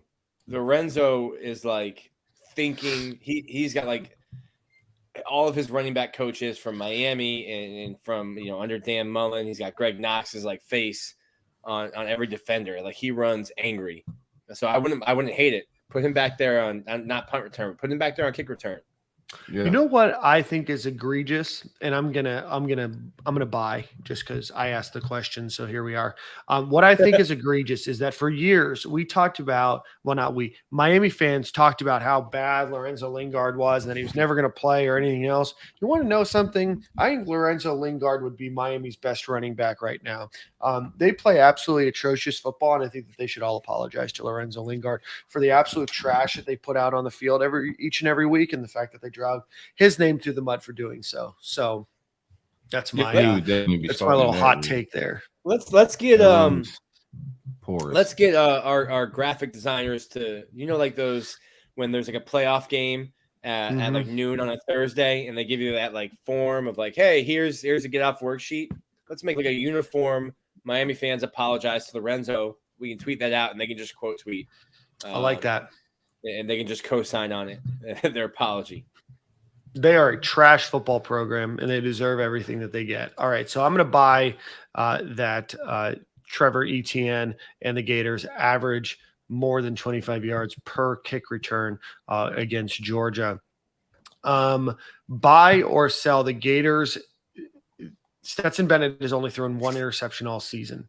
Gators have struggled a bit, but had some luck against LSU almost some luck against LSU turning the ball over, but had 2 against Missouri. Do you think that the Gators can get an interception against Stetson Bennett? 1 interception. We need one, so I'm gonna go ahead and lie. We need turnovers to win this football game, so mark me down. If number 9, how do you say his last name again for the Dolphins? Noah. Yep. It wasn't what Noah the guy from Auburn that they drafted in the first round a couple of years ago. Yeah, if he can get an interception, then anybody can. Shout out to him. Shout out to the Dolphins. Dan and I have gone like full like CBS reality show, like The Bachelor. Hey, this is Becky S, and then there's Becky G. Yeah, this is Noah I and Andrew S. Noah I. I'm gonna go crazy. I got money to spend. Haven't spent a bunch of money this year. We're gonna buy this too. Give me 2 picks. 2 picks. I like it. 2 picks. A 200% increase. They call Stetson Bennett the mailman. I think we've got some federal crimes, some people intercepting mail Saturday. I like 1. Don't know if I like 2, but I love Nick's energy, so I'm going to agree and say the Gators get 2, just so Nick doesn't feel out on an island because it was still 1. All right, let's see here. Gators did have a sack against LSU, and in 4 straight games have gotten sacks. They've gotten 10 sacks in the last 4 games. Do you think the Gators can not only continue that streak, but get 1.5 or get 2 sacks or more in this game? Breaking it down for you guys, the last 4 the Gators have gotten: 3 against Tennessee, 2 against Eastern Washington. Didn't have much of a pass rush. I like Cox to finally start pulling people. Yo, I got to clip that one for the Stadium and Gale chopped and screwed. Brandon Cox could possibly get a little revenge to get in a game like this. I know he's gonna be up for this one, man. So I think we get 2 sacks. I think he has away these stats at least twice. Like we said, he leads the NCAA in almost sacks. I like him to get a couple. I like the Gators to get a couple in this game too. I think that there's an opportunity. Stetson Bennett, while he can run and is relatively mobile, he does prefer to stick in the pocket a little bit more. So I do like the Gators to potentially get 2 sacks against Georgia. All right, guys, this one is on the defensive side of the ball. The fewest third down. I'm selling the sacks if you didn't ask me. This season, outside of the Kentucky game, where they only allowed 4 conversions on 13 attempts, the Gators have allowed 8 against Utah, 8 conversions, 8 against USF, 6 against Tennessee, 8 against Eastern Washington, 9 against Missouri, and then 8 against LSU. That 6 that they only allowed up against Tennessee was because they only had 9 total attempts. Will the Gators be on 7 conversions on third down or less this game? Georgia might not even get the third down. Well, Nick, you can factor that in. I have no faith in Florida. Stop disrespecting my team, saying they're not going to get the third down. We're lead at second down. we may get them to a lot of third and long. That's the issue. That's the crazy part, is that Florida's winning on first down and winning on second down, and then just forgetting how to football on 3rd and 30. I have no faith in the defense. They also aren't too bad on 4th down either. I take that back. Nah, pretty no. bad. You take that Eastern Washington out of there, and that number's not all that great. Sorry. Yeah, when it comes to third down defense, I'm selling any Florida stock, which I think is a penny stock at this point. All right. So. Yeah, I'm selling it, man, for sure. Right. Silk's got a lot of confidence. I'm gonna Oh, sorry. Less than what? Never mind. You're going to sell that they're going to stop less than 8. My apologies. I thought I worded the question the opposite way. I'm going to buy that the Gators don't allow Georgia to convert 8 third downs. Not going to tell you why. I just don't think that they're going to convert 8 third downs. All right. You gotta tell me why. I know you homerism. I got it a little bit too. Yeah, a little bit of that, and maybe a lot of first and second down stuff. And then finally, spread's 22.5. You think the Gators cover the spread, Nick? Yes, Florida covers. I think Florida covers too. Absolutely. So that's a crazy spread. Until they cover it. If they cover it, then it's not crazy. Then it's like they smart. Right now, it's like a crazy spread. That spread is crazy. It's disrespectful until they win by 24, and then it's like Vegas, they know what they're doing. They knew what was up. Huh? So if you guys are interested in betting this game, if you bet $100 on Florida to win on the money line, you'll win $1,250. On the flip side, you'd have to bet $2,800 on Georgia on the money line to win $100. So definitely like heavy odds for Georgia. That's like a John Ruiz ROI. Bro, that's nuts. His stocks and never mind. I don't need to get threats against me and my family. Oh God, yeah, man. Y'all leave John alone, man. Y'all don't know smoke with John. But no smoke with John. John's gonna be out of here in a little minute. You gotta worry about it, man. Mario keeps thinking up the place, and he's gonna be an afterthought in a little minute. Yeah. All right. Let's give a quick shout out to True Classic Tees. Visit them, trueclassictees.com /SG25. Get 25% off of 20% off of your order. Great T-shirts, great fit for going out, polos, T-shirts, shirts to wear under jackets, dress shirts, or pardon me, not dress shirts, athletic shirts, a whole gambit of different things, and a lot of different colors, a lot of different styles, from V-necks to deep V-necks to regular crew cut, and a little bit more loose around the collar, whatever it might be. Go visit trueclassictees.com. I am a big fan of their product. So again, trueclassictees.com /SG25. Get you a nice discount and helps the pod. All right, gentlemen, last thing before we end the show tonight, since last episode, right guard Josh Braun, who was on the show before the season started, has announced that he is going to be graduating in December and will be transferring. I don't think it's a huge surprise for a lot of people. I think some people were definitely surprised about the timing of it. But Nick and Silka, why don't you talk a little bit more about your thoughts on Josh Braun leaving? I really enjoyed our interview with him. Thought he was fantastic interview. Thought he was a good kid. Obviously mature, married. I think the writing was on the wall. I think he had an opportunity to start at right tackle. Obviously, getting Osiris Torrenson, who's been one of the best offensive linemen, the best interior offensive lineman according to Pro Football Focus in the country. Going to be hard to start there. I think once Torrance goes down and Richie Leonard gets all the snaps last week 2 weeks ago against LSU, you start looking, you're thinking, okay, well, where can I go? He's only a sophomore because of the COVID year, so leaves now so he can finish the class to graduate, also maintain his red shirt, and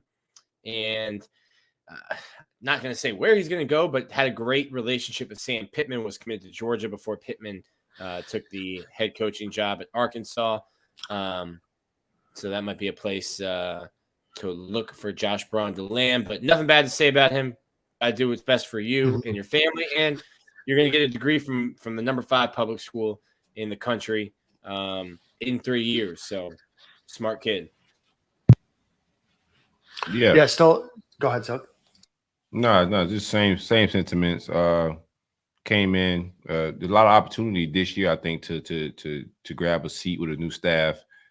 Depth chart kind of worked itself out a little bit there. You seen Torrance go down, then Richie Leonard came in to replace him and look good himself. So a lot of the writing was on the wall. Best of luck to Josh Braun. I think he ends up not to say anything for certain, but like Nick said, the relationship with Pittman makes a lot of sense. He flipped to us after Pittman got the Arkansas job, so that may make a lot of sense as a grad transfer. We'll see what's up, but not mad at it. We got to get some more bodies in here for sure, though. Portal in through the recruiting class. Yeah, definitely. He'll be a grad transfer with 3 years to play. So, I mean, you look at just his size and that availability. Mm-hmm. There's going to be a lot of schools, probably or I guess they can't because he hasn't graduated yet, so he can't officially enter the portal until December 5th. But I'd imagine his phone will light up on December 5th.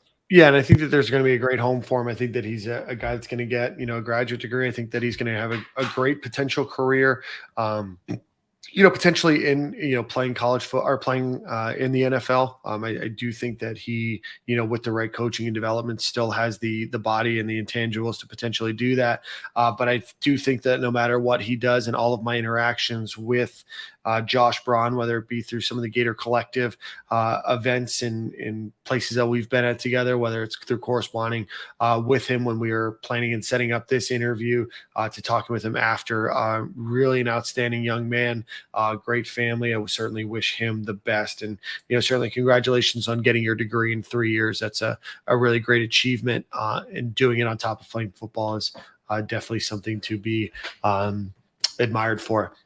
Like Silk said, Osiris Torrance was named to the midseason All-American team, which was by the Associated Press. He was the only Gators player on that list, so congratulations to Osiris Torrance for that. In other offensive line news, Austin Barber was placed on the College Football News midseason freshman All-American team. He's ranked number 16 right now on Pro Football Focus for tackles in the country, which is fantastic. So shout out to him. I know that when he committed to the University of Florida, there were some eyebrows raised. There were some comments that were being made, but ultimately, congratulations to Austin Barber on his inclusion on that. And Nick, you're correct. Mike is here. Mike just left his computer, so when he gets back, we will bring him into the studio. And on that list watch, we're on Brick Watch now. We're on Brick Watch for Osiris Torrance. He was named a mid-season Associated Press All-American. Yeah. Yeah, we actually just talked about that. I thought you said Austin Barber. We talked about Osiris Torrance before that. The whole kit and caboodle about him.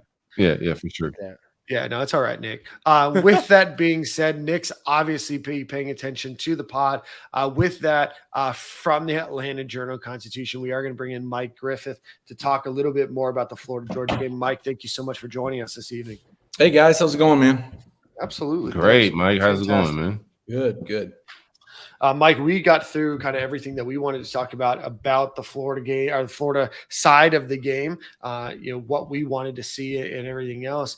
Obviously, from your perspective, you covered Georgia, the number 1 team in the country, number 2 defense in the country, number 4 offense in the country. Everything seems to be rock and rolling. Might have gotten those numbers mixed up. Anyway, regardless, Mike, from your perspective, talk to us a little bit about the Georgia team that we can expect to see on Saturday. Well, I mean, you go back a year ago and, that was the best team in the country. I think they outgained Florida. No, actually, I think Florida outgained Georgia by 1 yard last year, right? That's a win in Dan Mullen's book. So Florida beat Georgia last year. Well, it's a 3-0 game with 3 minutes left in the first half before Anthony Richardson, makes those rookie mistakes and those turnovers. I mean, the Georgia defense produced essentially 21 points in 2.5 minutes, but you take those 3 minutes of hell away from Florida, and you could make the argument that they outplayed Georgia. I mean, you go back and look at how Stetson Bennett played. He didn't play well at all. I know the cool thing was to rip the Florida defensive coordinator last year, but he actually did as well against Stetson Bennett as anybody Georgia played all year.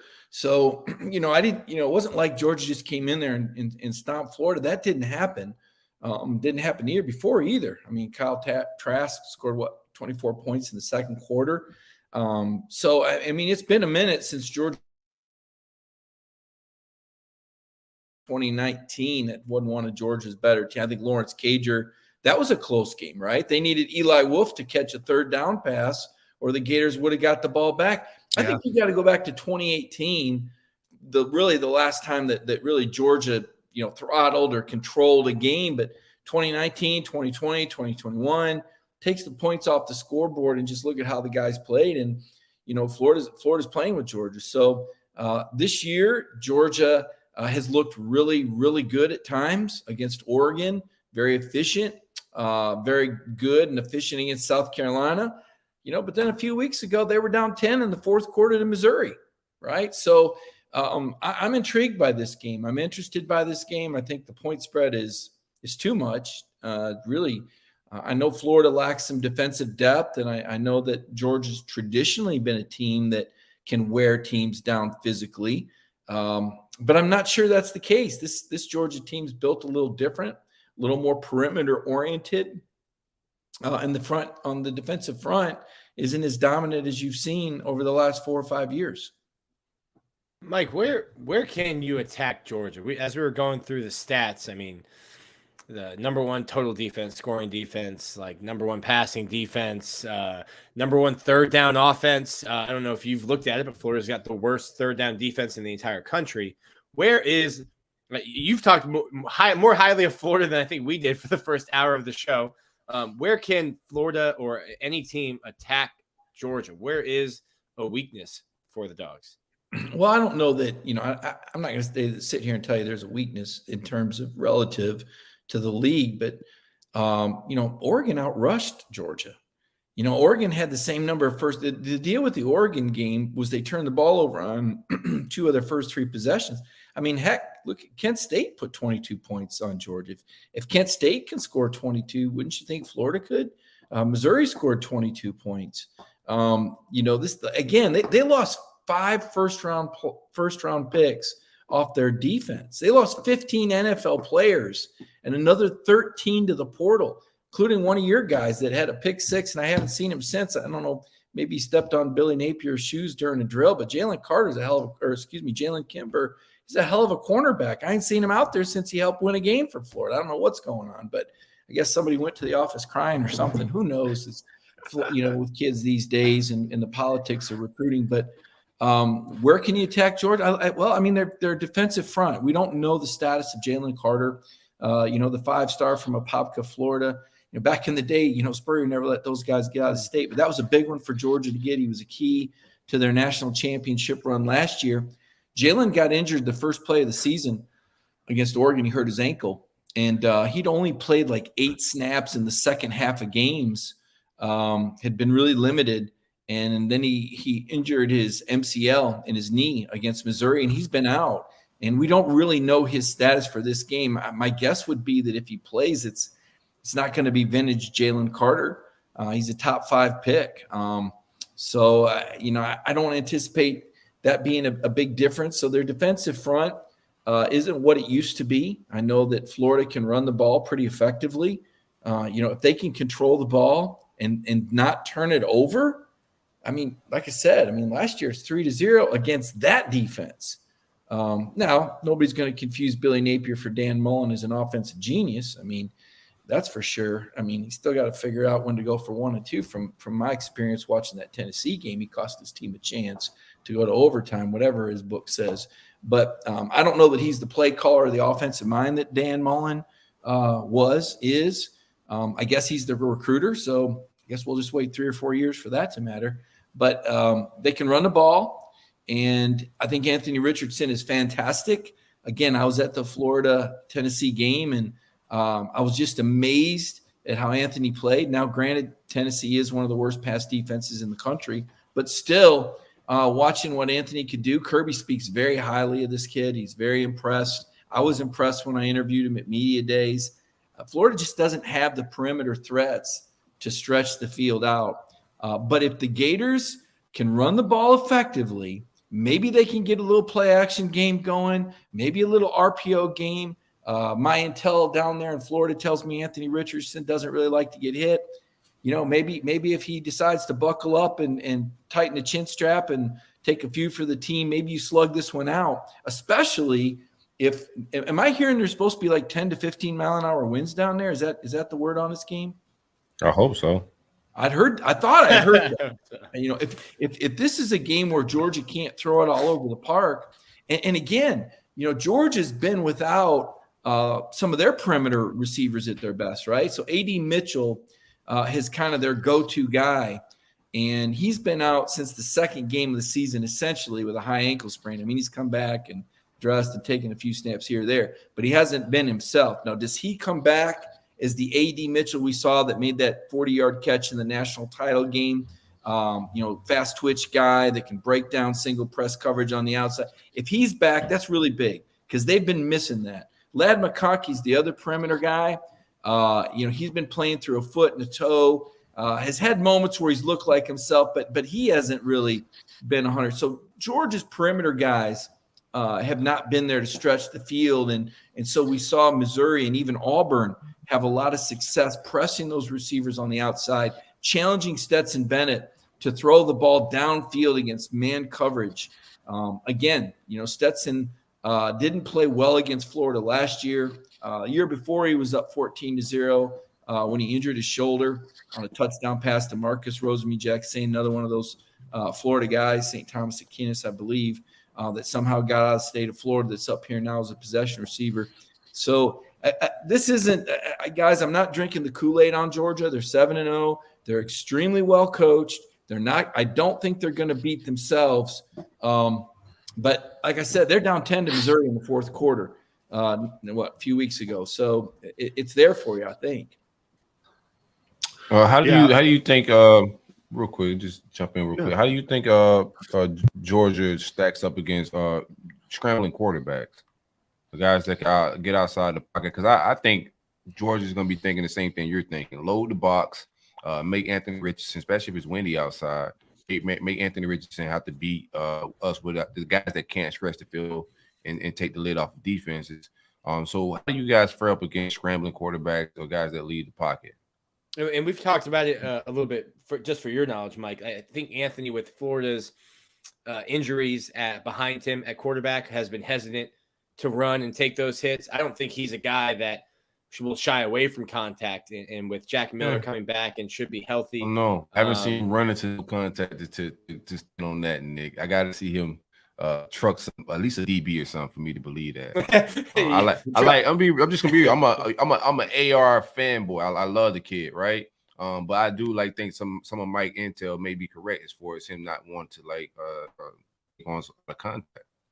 Well, you can't do it every game, right? You don't want to do it against South Florida, although that one kind of went down the wire. Maybe save himself for the Florida State game, but look, this is a game. This is a game where you lay it on the line, and the Gators are 22-point dogs. I mean, they've got all the added incentive ever, and everybody's kind of writing them off. People are talking about the Georgia-Tennessee game the next week. I mean, it sets up really well for Florida as an underdog if they can execute. And to your point, as far as Anthony Richardson, so there's a couple schools of thought on that, on whether you pressure him. This is a different Anthony Richardson than Georgia saw last year. You got to be careful when you bring an extra guy, and Georgia doesn't really like to do that. You bring an extra guy against a scrambling quarterback, you give him a chance to beat you, right? I think you'd rather, if the receivers can't get open, then you try to keep a guy like that trapped in the pocket. And eventually he puts the ball downfield into coverage. You don't let him beat you with his legs, or you spy him if you bring pressure. But he'll see a mix. I mean, Georgia's probably as well coached defensively. Well, after the way Alabama looked the other night, I'd say they are the best coached defense in the country. So it's going to be on Anthony to make plays. Look, Georgia's you're not going to have guys running open. Even though Georgia's not as good in their defensive front as they've been the last few years, 4 or 5 years, I don't think. They have very good linebackers. They're getting one of their linebackers back healthy this week, Smile Munden. He's a first-year starter, but he's pretty good. He's fast sideline to sideline. Their safeties are extremely good, very talented there. Their cornerback play is better than a year ago. But Anthony Richardson, he's going to have to play make, and it is. It's not fair. He's got a lot on him. These aren't vintage Gator receivers. I mean, they're terrible. These guys wouldn't have I don't know if these guys would have made the travel squad on the great Gator teams we've seen in the past. They're just I don't even know who they are. I can't, who are they? I don't know who they are. Like, when do we not know who the Florida wide receivers? I think Justin Short is having a good fall. Like, he's not the greatest receiver. I don't think he's Rita Anthony or like Ike Hilliard or nothing, Percy Harvin, but I think he's a productive receiver and could win some one-on-one matchups. He's just not going to blow the lid off. He's just 6'5", so he's going to body you up and be able to win some jump balls. And last year he struggled with his hands. This year I think his hands have been a lot better. But I think he's top 5, 6-ish in yards in the SEC. Well, what you just said, not going to take the lid off. That's what's missing, right? That's the game changer. And that's what George has been missing too. With A.D. Mitchell out and McConkey not 100%. I mean, you're probably sitting here going, who's Ladd McConkey? Who's A.D.? These guys, you're not seeing these guys on the top of the draft board. I mean, at least everybody knew who George Pickens was. He didn't play against Florida. You wait till Saturday. Right. Well, I mean, so, neither one of these teams has, dynamic, we're not seeing the receivers, the Jamar Chases and the, Judys of past years. I mean, the SEC, quite frankly, I think the league's a little bit down this year. If you want to know the truth, maybe last year too, when you get right down to it. So, but getting back to this game and these matchups, because George is efficient and the onus is going to be on Florida to make plays. But my guess would be Billy Napier, the Nick Saban starter kit there. He's going to want to keep this game close. The longer this game stays close, the more opportunities for Florida. Georgia has not been tested that much this year. We mentioned the South Carolina game. We mentioned the Oregon game. Samford was no contest. Vanderbilt, at least they showed up for the game this time. Auburn was 14-0 at halftime. They faded by the time the fourth quarter got there. That game was actually closer than you might think. That was only 21-0 going into the fourth quarter when Stetson Bennett dropped off a 64-yard run. And 2 of Georgia's touchdowns in the first half came on drives that were 40 yards or less. Auburn kind of did it to themselves. They faked a punt. They didn't make it. They gave Georgia a short field touchdown. And then on another one, McConkey returned to punt 38 yards, and they set up shop inside the 40. So it's not like they were real impressive against Missouri or Auburn. And, Vanderbilt, like I said, I don't know. We all know what we think of Vanderbilt. I mean, half the time they're not worth it, whatever you want to say. So, 55-0 looked great, but Vanderbilt, right? That's the qualifier. Georgia did have a bye week. There's added incentive. They're in their stretch drive for a championship, but this Georgia team has not looked like a dominator to me. And I don't even know if I'd call South Carolina quality competition. They had 3 injuries the week before. They were missing 5 out of 11 defensive starters when Georgia played them. Ooh. They had turnovers early. They fell behind early in a noon kickoff. It wasn't a typical SEC hostile environment. Georgia's done it with efficiency and not beating themselves. So I guess what I'm saying is nothing would surprise me in this game, guys. I know Georgia's supposed to win by all these points, and maybe they will. Florida's had a lot of mistakes. Their defense. Did I hear that they gave up 9 straight conversions on third down, and the one they didn't, they gave up a fourth down? Is that what I heard? Yes, sir. Sounds about right. I mean, so it's impressive. Which Florida shows up, right? I mean, that one. Yeah. If Florida, but is it maybe the Florida shows up? That I saw. Against Utah. That was so doggone impressive. Or maybe the Florida shows up that, my goodness, they're thrown into the end zone in Neyland Stadium. I mean, Tennessee was like not a bad matchup at all. We looked good. We didn't win that football game, but it wasn't the same. I understand there are 2 different Florida teams that show up. We'll see what happens Saturday. Yeah, I do think AR has to go crazy for us to win that football game. It's going to be dependent on his X factor.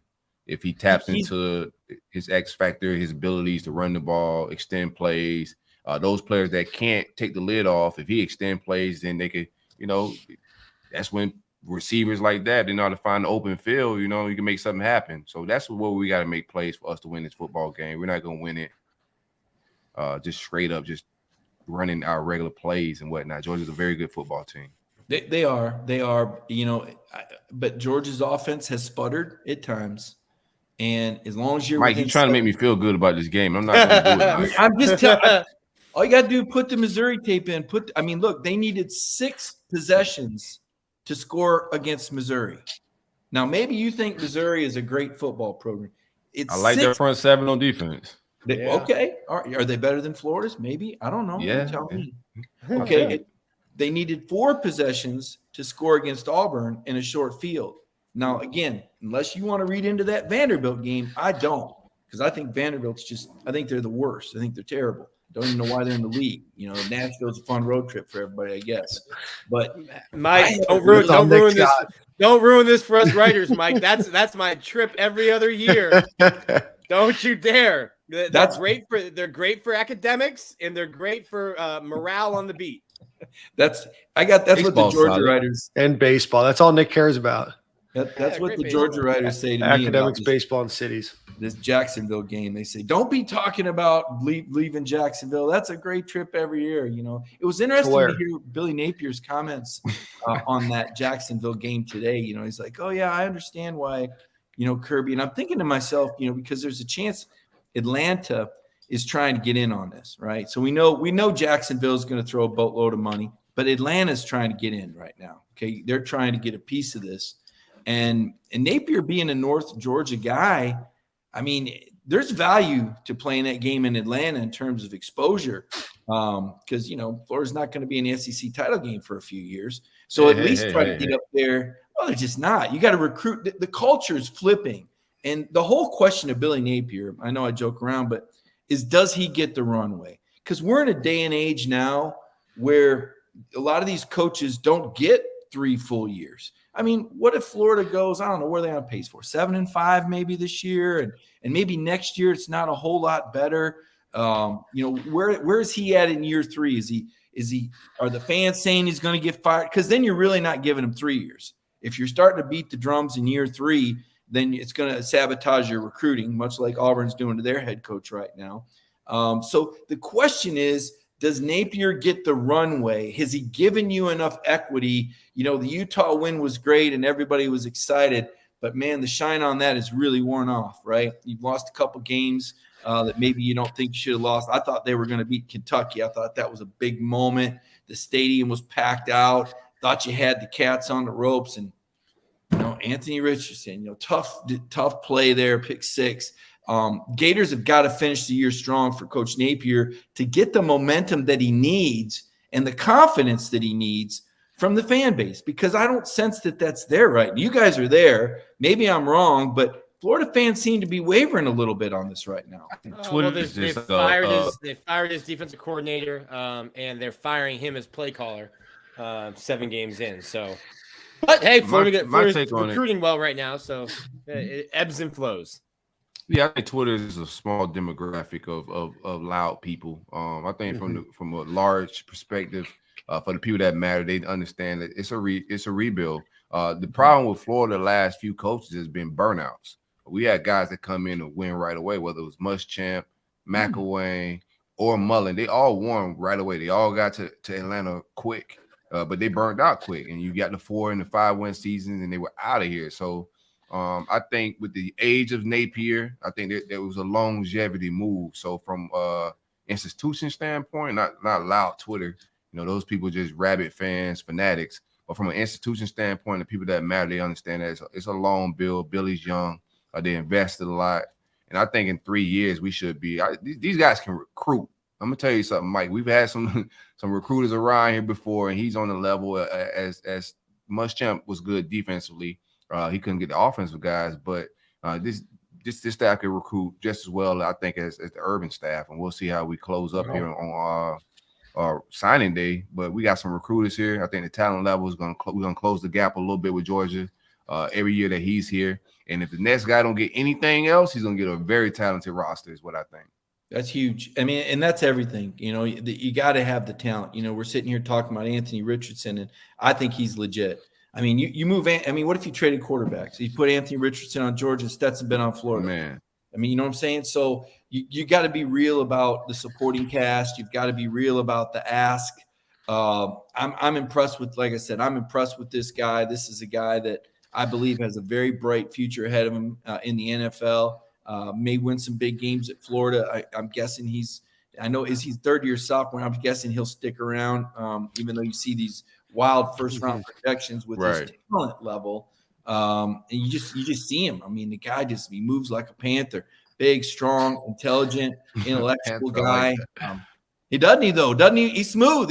He reminds me of Cam Newton. Cam Newton, when you watch Cam on his game, and I know there's some Cam haters out there, but let me tell you, when Cam Newton was on his game, nobody was better. Nobody. When he was on his game, it wasn't always, but you just saw how he took over games. What do you do against a guy that's that big, that fast, that athletic, that arm strength, that savvy? And I can see all that in Anthony Richardson, but there's so much being put on him because of the lack of receivers that can, I think no offense to Short, Cam Newton, other guys running open. Yeah, Cam Newton had a lack of receivers in that on that Auburn team he took to the national championship. I think the difference was Cam did 1-2 reads and he used his best attributes, his legs, to create havoc. Anthony Richardson wants to be more Aaron Rodgers than Cam Newton. Is my overall take on that. I think our offense would be better suited for him to just 1-2 read, take off, but that's not what's happening. Well, we'll see, because against Georgia, it's going to take, as we said, it's going to take Anthony Richardson making plays, and that's tough and unfair. You know what, though? Maybe it'll take that for Stetson Bennett, too. I mean, again, we don't know the condition of A.D. Mitchell, the lead receiver. Now, Brock Bowers and Darnell Washington, those guys are, I mean, they're pretty sick, you know. I mean, good Lord. It's a tough cover. Brock Bowers is like a big wide receiver, kind of a George Kittle. Yeah, Nick does every week, man.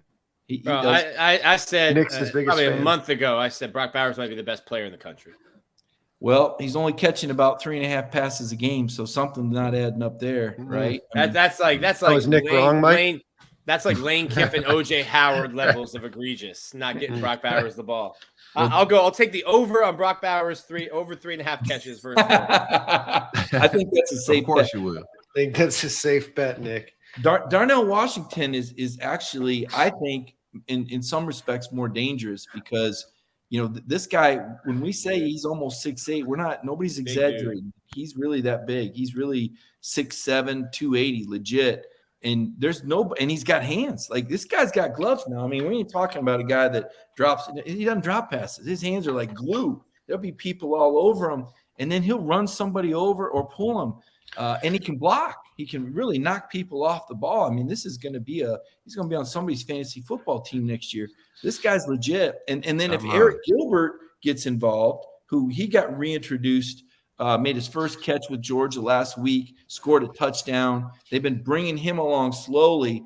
But that guy's a cheat code. I mean, he's like the guy you make up when you play the video games. You're like, I'm going to be this tall. I'm going to be this fast. I'm going to have this kind of skill level. He's unbelievable when he's on the field. So Georgia's got some guys they can put in there, but it's not like some well-oiled machine where you go into every game knowing 1, 2, 3, 4 on your receivers, and knowing what you're going to get at the quarterback position, or even knowing what you're going to get out of the ground game. They're down to 3 scholarship running backs. You know, Kenny McIntosh, another one of those Florida guys we talk about that get away.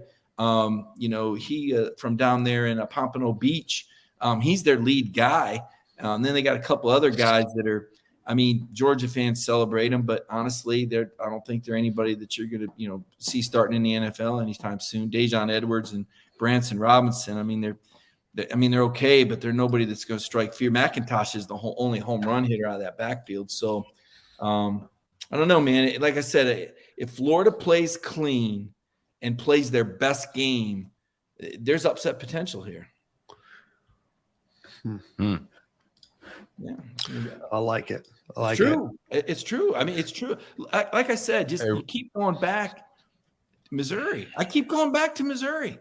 Missouri was winning by 10 points. They had 4th and 2. Georgia's down 10 in the fourth quarter, facing a 4th and 2 at the 3-yard line, down 10. And they give it to Kenny. Kenny runs over a guy and gets it. But what if he gets stopped there?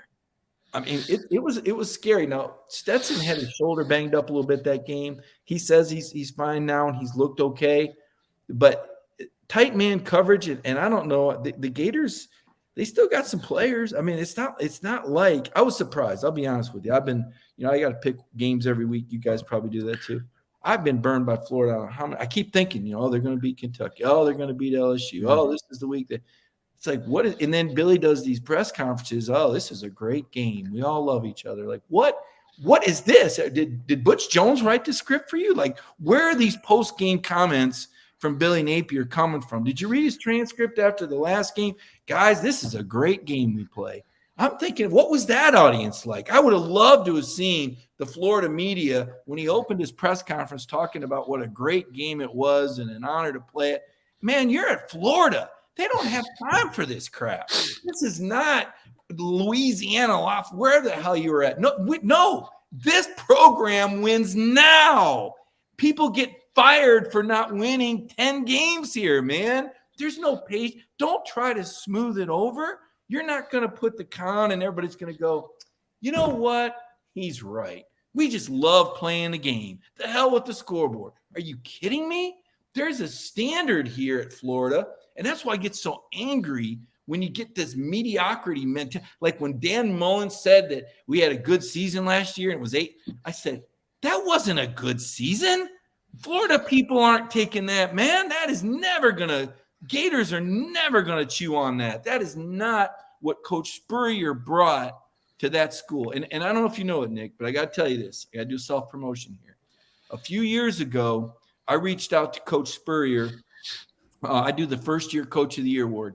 And a few years ago, I reached out to Coach Spurrier and asked him if he would be the namesake for our award. And I'm the chairman of the Steve Spurrier Coach of the Year award. And we had a great banquet down there at Spurrier's Gridiron Grill last February. And just talking to that legend and seeing all those 90s Gators that were there. Kevin Carter was there, Doring, Matthews, Werfel. And I'm just thinking to myself, how did it get away? How did it get away from, Urban Meyer won his games. I know there were some guys with some off, but how did it get away? How could Florida be that removed from what became the most elite, dominant program? What did Spurrier win? 6 or 7 titles in 12 or 13 years in the most talent-rich state in the Southeast?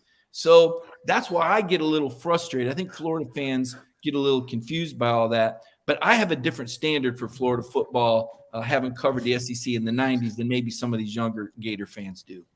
Well, recruiting has changed. You keep mentioning these guys from St. Thomas Aquinas and from Florida that are at Georgia, and they're at Clemson, and they're at Alabama too, and some of them are going to Florida. Change on the way, Nicholas. It's a change on the way.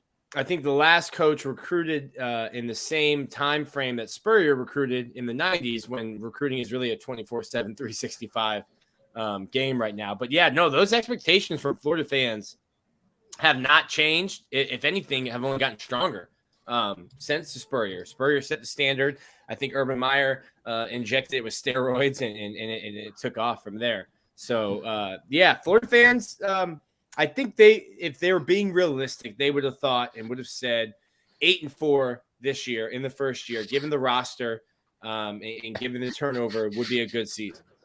Well, I'll tell you what, everything could change Saturday afternoon. Can you imagine if they beat Georgia? I mean, everything could change if Anthony Richardson plays this game that we all know that he has in him. And if Georgia, sputters offensively, turns the ball over, early special teams moment. I mean, this is the beauty of the game being in Florida for Florida. I mean, this should be a home game for Georgia, but it's not. And so, that opens the door to momentum. And when you're Georgia and you're number one, there's an inherent pressure that comes with that.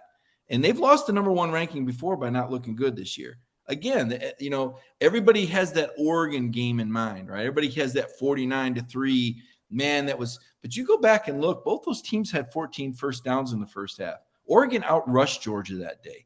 The difference was turnovers and efficiency. Georgia was able to score on their first 7 drives, touchdowns.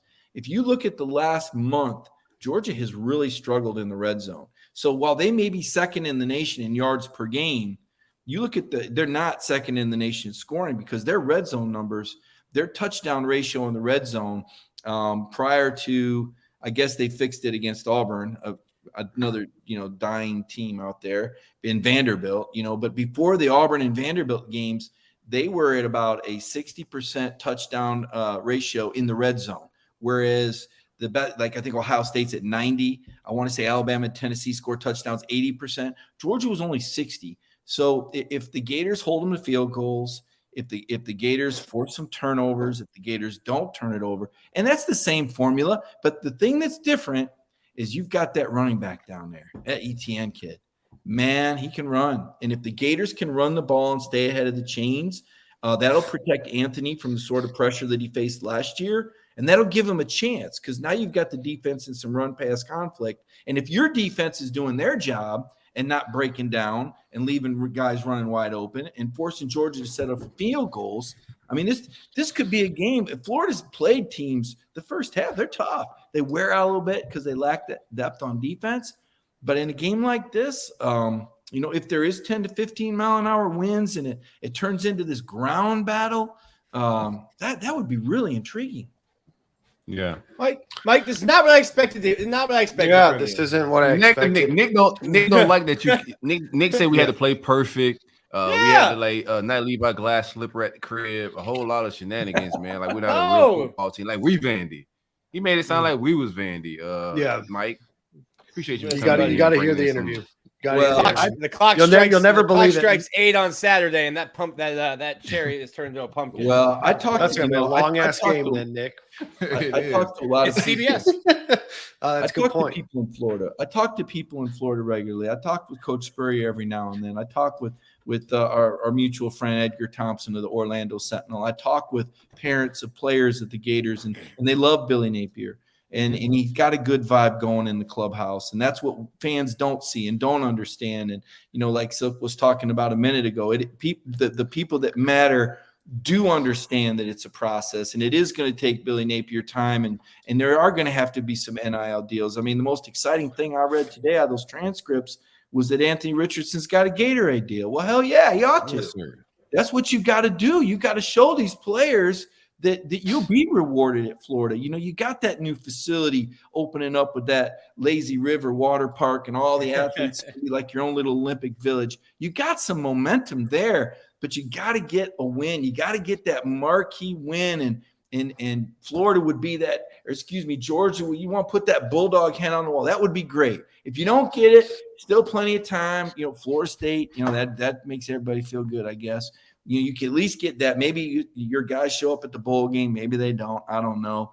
But I think that if Billy can get something to build on, because you saw how quickly the Florida fans responded when they beat Utah. I mean, it was the electricity was unmistakable. And I bought in. I was one of those people that I said, oh, he's back. Here comes Kentucky. And then, no, they're not. And then, LSU. Oh, yeah. There's some growing pains on there's still some growing pains on the way, man.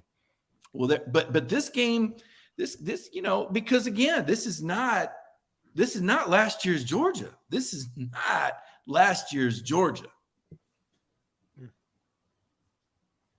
That's what I said. I don't know. It don't take last year's Georgia I hope so to for the game's sake. Yeah. We'll see, man. I'm excited for Saturday. Mike, thanks for coming through, man. Yeah. Great intel. I'm glad you showed up. I was afraid you wasn't, and then Nick had us just all bummed out, man. It was a lot of negative information about. You think what you feel about the spread ultimately? You think they cover the spread? It's really hard to say. 22 points is that's a lot. It could go either way. Like I said, they beat Missouri 26-22. They beat South Carolina 48-6. I don't know what Georgia shows up. I mean, Georgia has not been consistent. Think about this. Last year's defense in the regular season for Georgia, pre-Bryce Young, allowed 6.9 points per game, right? An Alabama team, by the way, that Florida should have beaten. There's still some people wondering if he should have fired Mullen.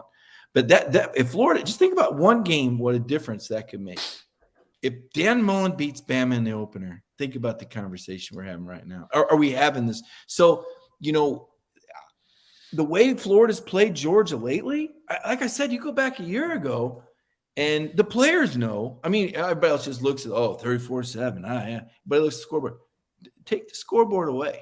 Take away 2.5 minutes. Take away 2.5 minutes of a quarterback making his first start. You got a ball game, man.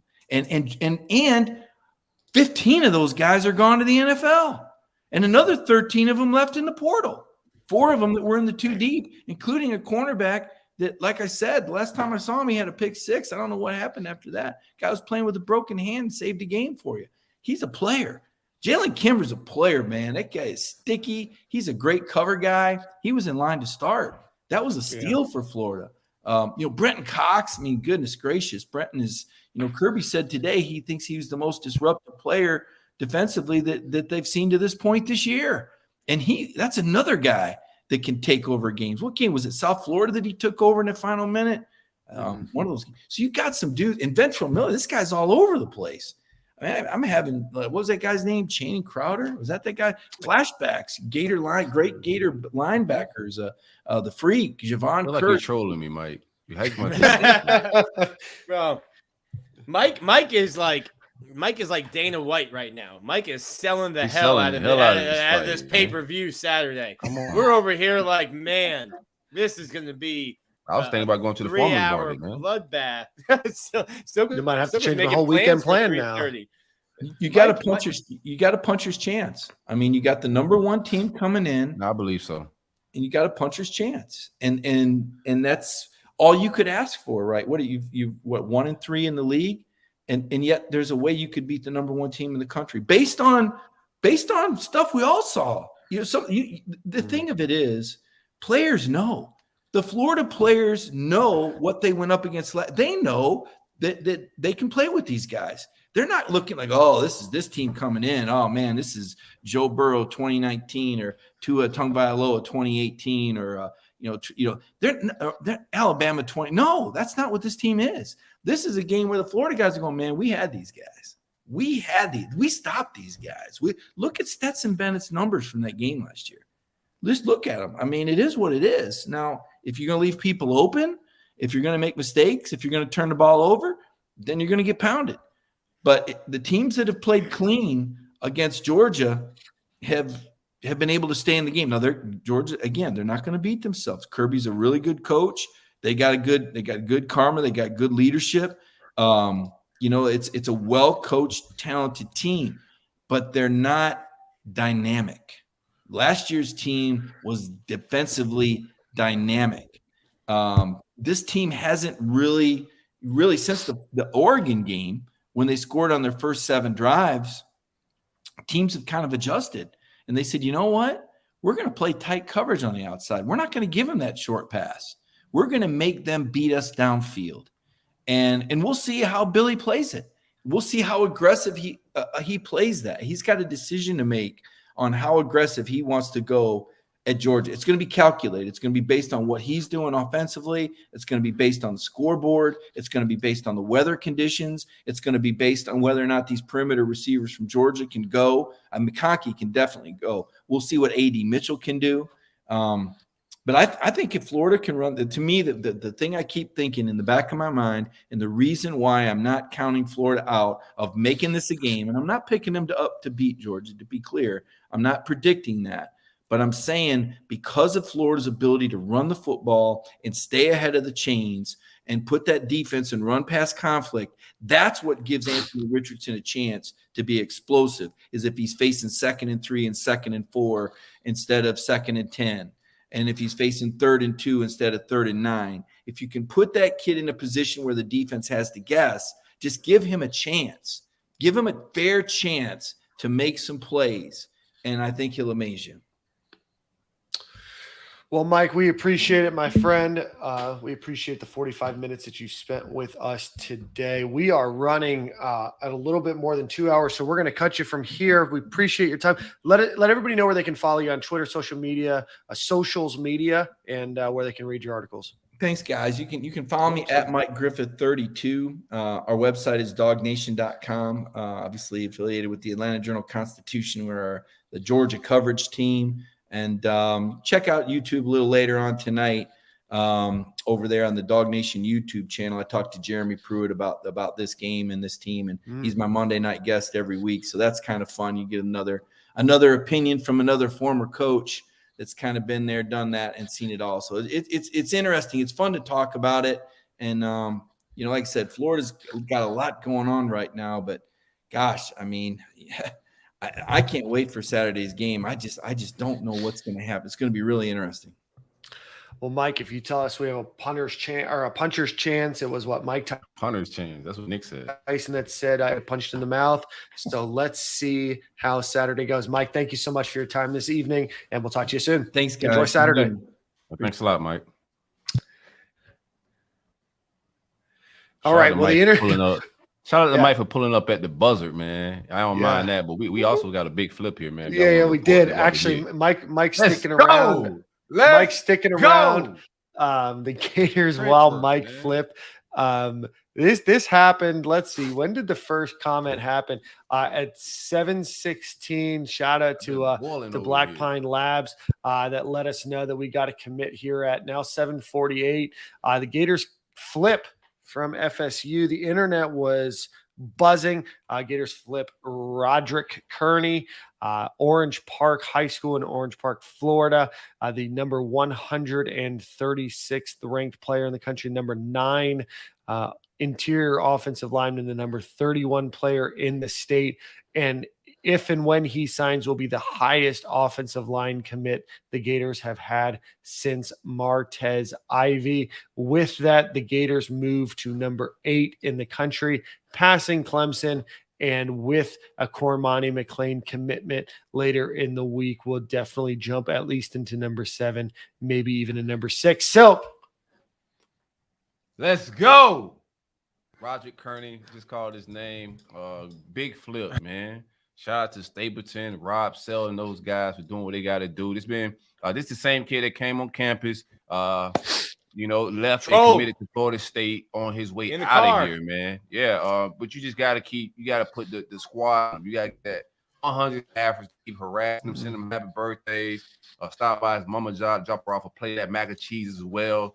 But you got to upgrade them trenches, man. I like this get. We got some defensive side of the ball we're going to get in on. I got some more offensive tackles and offensive guards we're going to bring into this class. I think we're going to flip some stuff.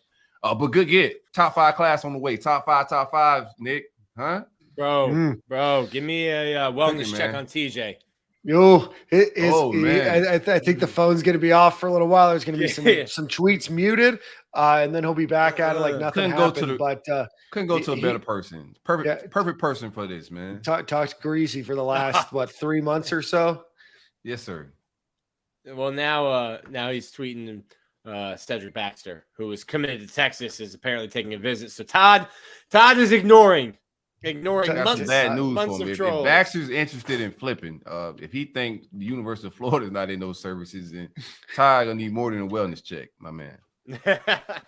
Oh man, everybody, who we in for? Everybody, we in for everybody, man. Shout out to Billy and the boys. It was all cool a couple months ago. Yeah, boy, that mac and cheese looks a lot different right now. I'm trying to tell you, man. All right. Tweeted about Coach Atkins. If you guys remember, last offseason, TJ solicited all of his internet friends to buy a box of cigars for getting a Darius Mims on campus, thinking that Mims was a surefire thing. Darius Mims did not go to Florida State. Roderick Kearney commits to FSU. TJ brings out the old Alex Atkins cigar gifts. What happens? He doesn't come to Florida State either. So and Thursday I'm pulling up too. I'm going out to Lakeland. Me and the sequel, we're gonna pull up for that 6 to 8 inland, man. It's sunny day. Y'all got some free time. Make sure you're available on the internet, YouTube, Twitter, all of it. More fireworks on the way. Sorry, what time was that again? 6 to 8. That's what I wanted to get. That's what I wanted to get 7 at. to 9. It says, that's what I was getting at. It says the flyer says 6. What time does the commitment happen? The event starts at 6. What time does the commitment happen? I'm an expertise in this since that I'm black, and I have a master's in color people time. I think we'll get a commitment around 8 o'clock or something like that, and then the after party ensue. If you show up on 6 o'clock, walk away from the application or the computer or whatever it may be, because it's going to be a little minute. Actually, there's a chance that I can make that on Thursday. Oh, pull up, baby. We hanging out, dog. Let's do it. I'll only be there from 6 to 8 though. No problem. Dan will be there at 5:45. Promptly at 6, right when doors open. I'll be the first one there. Hey man, Lions pulling up. We're gonna shoot a little something, hang out a little bit, put out some content for Stadium and Gale folks and whatnot. Let's hang out. All right, let's talk a little bit more about it this week. I went to a party in high school with it was a Jamaican family. Party said party starts at 7. I showed up at like 7:05, 7:15. Oh, you amateur. Yeah. Nothing was ready. They were like, what are you doing here? I'm like, started. I'm gonna tell you something, Nick. There's regular time, there's color people time, then there's Jamaican time. Jamaican parties don't start till like 3 a.m. sometimes, bro. Just different type of lateness. So if they say 7, 8 o'clock, don't show up till after midnight to a Jamaican party. I was used to Cuban time. I showed up 15 minutes late. And like the food hadn't even been put on to like start cooking yet. They were like, what are you doing here? I was like, well, the invitation said 15 minutes ago. They're like, you're way early. Man, oh man. All right, I'm boys, about to go on we've been Twitter and on. cause some ruckus, man. I gotta go troll and like get Yeah, that's why I had a lot of giggles while Mike was talking that were completely unrelated to Mike. So I had to put myself on mute. The internet's a wild place, so I'm going to go enjoy that a little bit. Boys, same corner, same time next week. Corey's got song of the week. Corey does have song of the week. Oh man, I got some slaps. Oh, let me just go off the top of my head. I was doing a whole little dance earlier to Solange. Is that Beyonce's sister? Yeah, I like her music better than Beyonce, to be honest with you. But let me get Cranes in the Sky, Solange. I'm pretty sure that's the joint I want to listen to. Nice little jingle, good vibes. Same corner, same time. See y'all in Lakeland on Thursday. It's the logo. Oh, we got to get it out with the fun music. See you, boys. And that music.